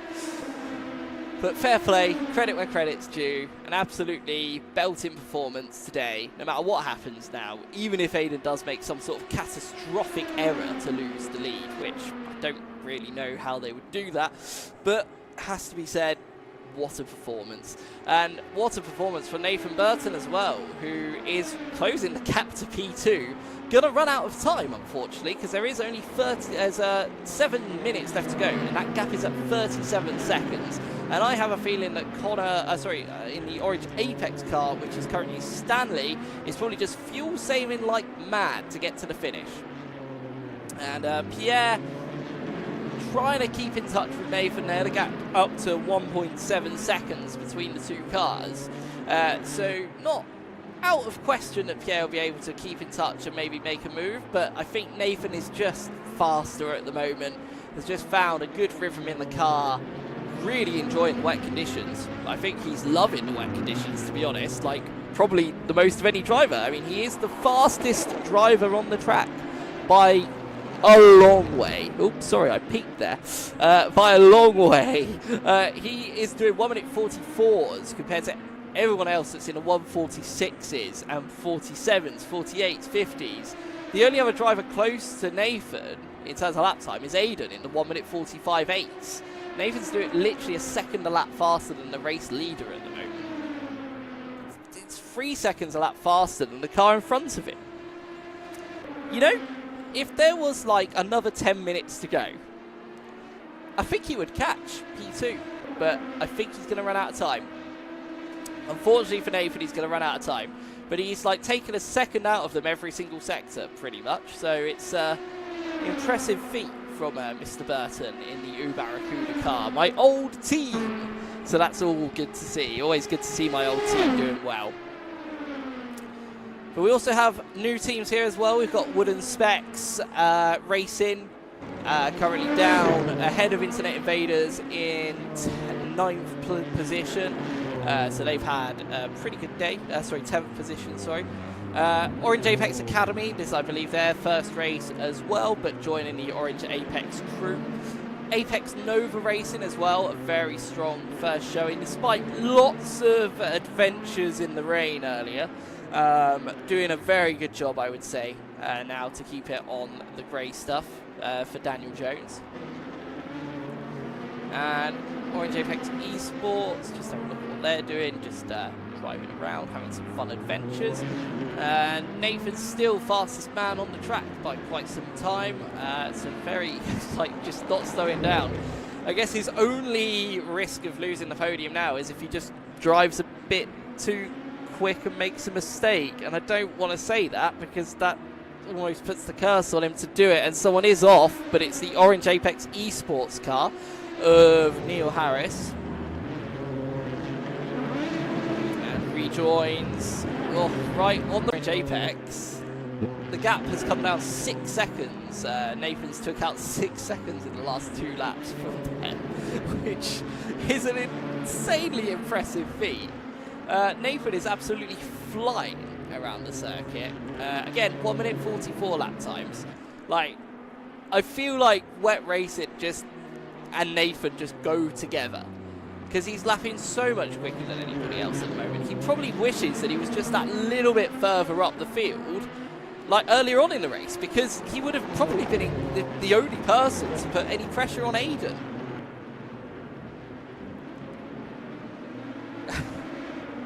As Wilbur says, well, there goes the internet. Oh, the poor invaders. I do feel for them. Oh, Orange Apex Esport in the wall. Oh dear, getting back to the circuit. Come on, Neil, not long to go. Under 3 minutes left, you can get to the end. Long way to go. I think there's going to be a mixture of happy and sad drivers here today. It's going to be a mixture of emotions, whatever happens. Some people are going to be happy, some people are going to be sad. Some people will be upset at themselves. Others might be upset at us for making it rain. We did tell them that it would. You know, it's up to them for practicing and co. But we'll see. We shall see. We will get interviews with the top 3, yes. So that's one thing we will definitely do. We've got to make use of the comfy sofa in front of the podium. So yes, pep.r, we will get an interview with not just the winner, but I think it'll be fair to do an interview with each team. So when we get to the end of the race, we will sort that out. So stay tuned with us and we'll cut to the sofa very quickly. Instead of just doing like a normal, traditional podium celebration, we'll do it that way because I think that'll be a little bit more enjoyable. So, just over 90 seconds of the race to go. Not long left now. Our race leader will very shortly, if not already, has started the final lap. Depends where they are on the circuit. Going into turn 1, so yes, this will be the final lap of the race for Aiden, I believe. With 1 minute 27 left to go, just coming out of the exit turn 1. It's going to be close, actually. Aiden might sneak another lap in, which might upset some of the drivers. Because they probably, some of them probably at this point just want to get to that checkered flag. We've got Folkshark trying to lap Orange Apex Esports and looking a little bit chaotic. And I do feel sorry for Fault Shock because they did very well. They were in P2 for most of the day, now down to P5. Because they seem to be the only person that had to actually pit. Which is very confusing me. It must be just how little you burn fuel in the wet. It must be. Nathan has finally slowed his pace down a little bit, probably just realising, let's just get to the end now. We've got a podium, we've got 10 seconds on Pierre. And we're coming round. Yeah, I think we're going to get one more lap out of this. I don't know. We're coming up to the chicane. We'll soon find out. I mean, I don't want to get too excited and do the whole end of the race proceedings only to then commentate another lap, but I also feel like I should set it up. I'm in two minds at the moment. But I think this is the final lap. I think it's the final lap. So I'm going to say, even if I'm wrong, it'll be funny if I'm wrong, but we're coming through the final part of the circuit. The timer is now up. The checkered flag is out. Aiden Carter for Fry Guys Motorsport wins the Grand Prix of Daytona. What a great victory for Aiden. Was never really in doubt. Made their way from third to first early in the race and never looked back. Next up in second place, we will have Orange Apex Racing. Can you tell the guys from Apex Races that the Apex is wet and it's better to not hit them? I'll let you pass that on, Wilbert. I'm not going to tell them that, but I'll let you tell them that. I don't know if you know them or not, but maybe worth dropping them a message about that. But crossing the line now in P2, Orange Apex Racing. Good job from them as well. They've done wonders with the fuel strategy to do that. That's insanely impressive. Stanley Donaldson behind the wheel of that car. And then taking third place, they all seem to be coming out of the chicane whenever we cut to them, is going to be Barracuda, because they've now pulled out 11 seconds on the car behind them. They gained another chunk of time on the cars in front. They had only 29 seconds off of P2 as the race ended. There's cars going off all over the place at the moment, and I think it's because they've crossed the line, and I think they're just happy to, yeah, I'm pretty sure that's what's happening here. I hope that's what's happening here, because Fault Shark have just been absolutely murdered by someone going into their hairpin. So yes, apologies for any confusion there. But yeah, Nathan across the line as well. Yeah, cars are just mucking about now because, yeah, why not? There is Aiden doing some donuts, celebratory donuts. And I will just run you through the final results. So we have Fry Guys Motorsport first place, Orange Apex Racing second, Barracuda snatches third, K Dell Racing by Pierre Delby in fourth place, Fault Shark in fifth, AJ Penguin Racing sixth. So the two dailies do finish near each other. Orange Apex Esports in sixth.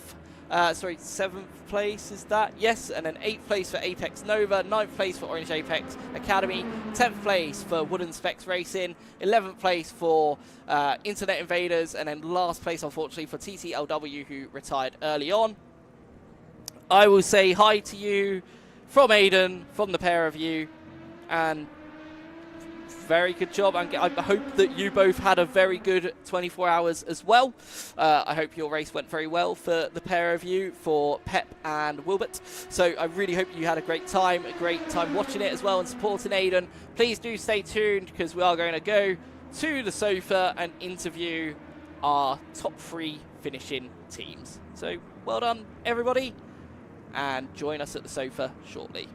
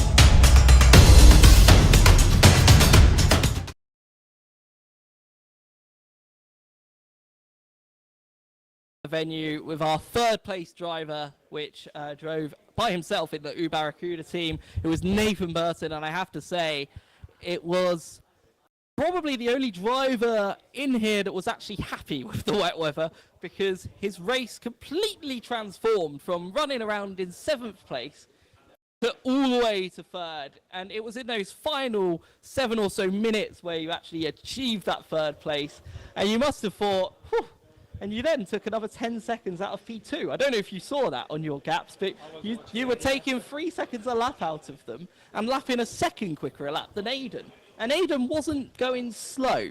So, have to say, good job, well done. Tell us about the final stint or about the race in your words. Well, to begin with, I was content with running around in 7th or 8th because I've been out of sim racing for about a year.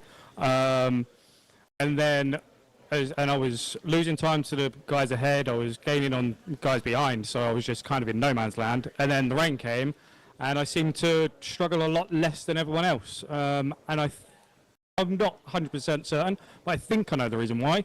It's because I put my brake balance all the way back to 50-50. And I don't know whether anyone else did. I was also running in race lean on the engine, which was obviously helping the torque. So yeah, I was just kind of taking bit by bit out of everyone in front, just picking everyone off. The only thought of a podium came within probably the last 20 minutes, where I suddenly saw that I was gaining quickly enough to get it. But I wasn't entirely sure how I was going to get past, because Pierre's rather good. Yeah, I think he made a little bit of a mistake. One, I think, which is ironically where I got Aaron earlier on in the race. But yeah, after that, I kind of just made sure I stayed ahead. It was fascinating to watch, and it's funny you say about the 50-50, because that's what I ran in the wet in testing, and I found that it was not OP, but it made the car just that much nicer to slow down, because when it was a bit too further forward, it was so prone to locking up.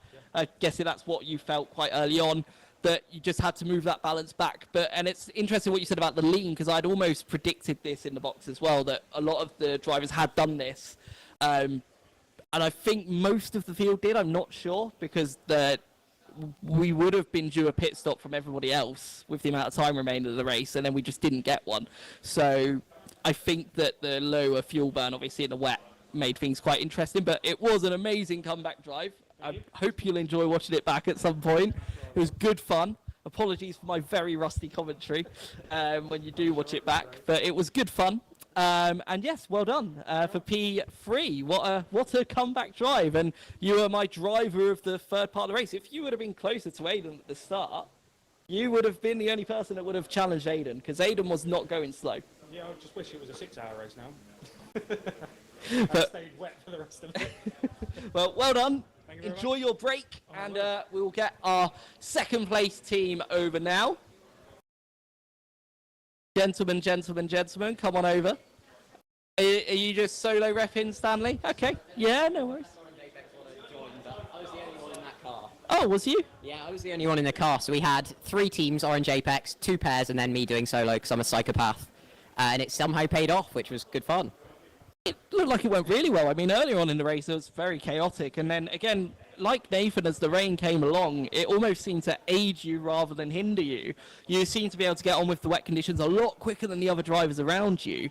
Like, so, for example, the Fault Shark team, the AJ Penguin Racing, both the Daly brothers, had huge issues in the wet when they were right up there in contention for the podium. Pierre as well.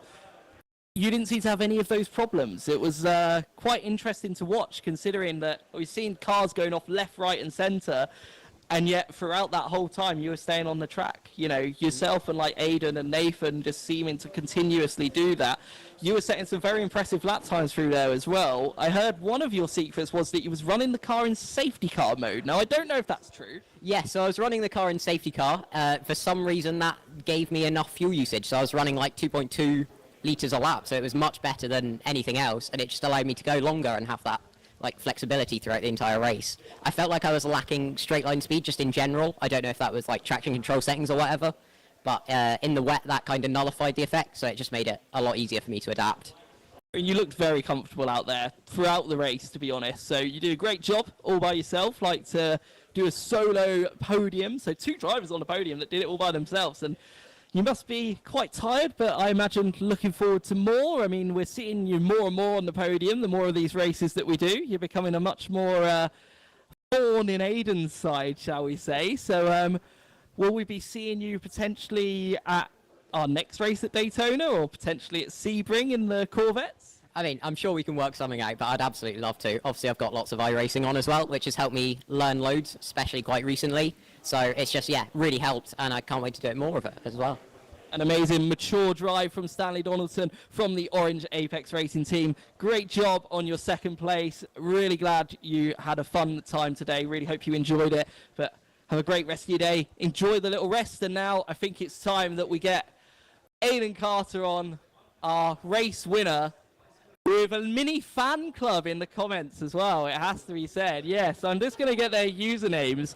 So you think you know. So we had Pep.R. And is it Wilbert or Wilbert? Wilbert. Wilbert, cool. They're both cheering you on quite a lot throughout of the race. But yes, it was good fun. Yeah. Seemed like you had it pretty much in the bag from when you took the lead. Interesting quali obviously meant that you had to make those moves to get the lead. Yeah. But once you was there, felt like you could just go at your own pace, dictate what you were doing with the tyres and the fuel. I mean, one thing I do want to ask, that final stint that you did, I believe you was one of the very few cars to pit. Not many other cars pitted when you did. Everyone else seemed to make it to the end by lowering their engine modes or whatever it was. Did you do a slightly shorter stint at some point that put you off with the other cars? Because we didn't notice it, so I'm not sure what happened there, but I wanted your explanation on it. Yeah, so the 2nd stint in the rain, so the 3rd stint overall, I shortened that stint just because I couldn't calculate in my head how much fuel I needed for the final pit stop. So I knew once I was safe to get to the end on the full tank, I just pitted early and got the fuel in. So yeah, pitted a bit earlier than everybody else, but it paid off in the end, so that was all good. Were you sort of looking at any of the lap times around you, or was you just fully focused on yourself? Because there was a certain Mr. Burton who was the only driver that was consistently faster than you in the wet. Had he kept a bit closer in the dry, that might have actually been quite a close battle between the 2 of you, because at times he was like seconds a lap faster than anybody. He just seemed to find something in the wet. I don't know if he was paying much attention to that or seeing what was going on around you, or if he was just like so dialed into your own race.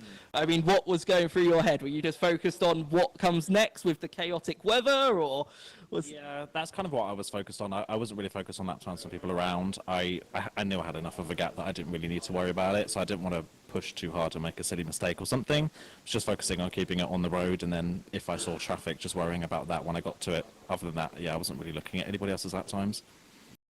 Oh, it was an insanely impressive drive. Once again, I feel like we say this every time we talk to you. However, I do feel like, you know, comebacks like Nathan did today, Stanley's really good drive as well. I don't know if he's debriefed you much about what he did to get P2. You know, these drivers, they're getting closer to you. They are getting closer to you, and with like races like Sebring and a Le Mans race later on in the year, we've also got our other special events, which the NASCAR ones, Stanley always likes to give you a good run for the money. Is this a new rivalry? Is this something that you're hoping to see more of? Like, or do you prefer to just run away with the races? No, running away with it's kind of boring. Like, it's as fun as it is to perform that well. I want to be able to fight for a victory. I mean, obviously the Homestead race we did last year, me and Stanley had a really good fight for the win in that one. Yeah, Stanley's really good at the like the harder cars to drive, like the NASCARs and things like that. He's really good at that kind of stuff. And yeah, now we know Nathan is very good in the wet. So if there's any other wet things coming up this season, then he'll be a big threat as well. So yeah, I'm hoping we can get a bit more fighting going on. A lot of the tracks coming up and things like that, like Daytona, the 250 will be very competitive. Sebring as well. I'm sure there'll be. I'm sure Stanley will really thrive at Sebring. That seems to be the kind of track that he would enjoy. So yeah, I'm looking forward to the fight. I'm looking forward to more fighting with these guys going forwards. Awesome. Well, again, great job from Aiden today and solo repping your team today. I'm also, the one thing I did want to add is, like, surely, after doing a 24-hour race of Daytona, most drivers don't want to see that track again for at least like 6 to 9 months. What made you mad enough to do both? Not that I'm upset about that, but is that you done with Daytona for a while now? Oh god, yeah, I'm done with Daytona for a while. I think the only good thing about the R-Factor version Daytona is it doesn't yet have the updated new bus stop that's now on iRacing, which is obviously what I've been running, and that is absolute torture. The new bus stop, I hate it so much. As my teammates who are watching, they hate it as well. But yeah, it was a unique challenge as well. I haven't actually touched Daytona in a hypercar yet this year, so this was the first time doing it. So that was somewhat of a reason why I kept doing it. But yeah, Daytona's off the cards for a good, well, at least the road course is off the cards for a good 4 or 5 months at least. I get a feeling that you slightly enjoyed the hypercar at least, though. Yes, yeah, I did enjoy the hypercar a lot. Yeah, I mean, compared to iRacing, they handle very differently. The R-Factor hypercars I enjoy a lot more, so they feel a lot more mechanical and less disconnected. So I really enjoy them. Yeah. Awesome. Just because I've been asking everybody, so what engine modes were you running in that final stint? In the final stint for the whole race, I ran in lean the whole time, pretty much. I knew that if it remained dry, then you had to do enough fuel saving to get to the 40-minute mark. So I just ran lean the whole time, and I had traction control off the whole time as well, just to try and keep the off the whole time. It's yeah. I think it's the rallyer in me. I think I have a very gentle right foot, so that definitely helps. But yeah. I'm beyond impressed. I'm sure then you can't wait for our Le Mans race and see how the 499P handles in comparison. I mean, it's a slightly different car, obviously, but, you know, characteristics are kind of similar. It's all about the mechanical grip as well as that little bit of downforce. Yeah. The iRacing ones, I do agree with you, they do feel quite disconnected. I don't want to say that as a, you know, hateful thing for iRacing, but it's just a personal preference. I love these ones. Even in the wet, I think they're really fun, really drivable. I mean, for me, I found, and Nathan did the same thing, funnily enough, when I was testing to make sure the wet was doable, I did 50-50 on the brake bias, and that's what Nathan did, and Nathan found that stopped the front lock-in. Yeah. Did you do anything with the brake bias, or did you leave it as is? I ran 55, so I didn't go all the way back. I ran 55 in the dry and in the wet as well, so that's I kind of stuck with what I knew throughout the race. I had enough of lead that I didn't want to take any risk and try and playing around with the brake bias too much, but now I know going forwards that 50-50 is probably the best thing to do in the wet, so that's a tip I can take into next time. Well, thank you so much for sticking with us as well. Like, it's been a long day for you. Very long day. I heard you was up at 2 a.m., so fair play. Hopefully you'll get a good sleep tonight, and thank you all at home for sticking with us too, and for all your comments, and really hope everyone enjoyed the racing. There were some amazing battles today. Hopefully you'll catch us in just a few weeks' time on February the 15th for our Daytona 250 race, but this time it's going to be in NASCAR. So join us then. Hope you have a great evening. Goodbye.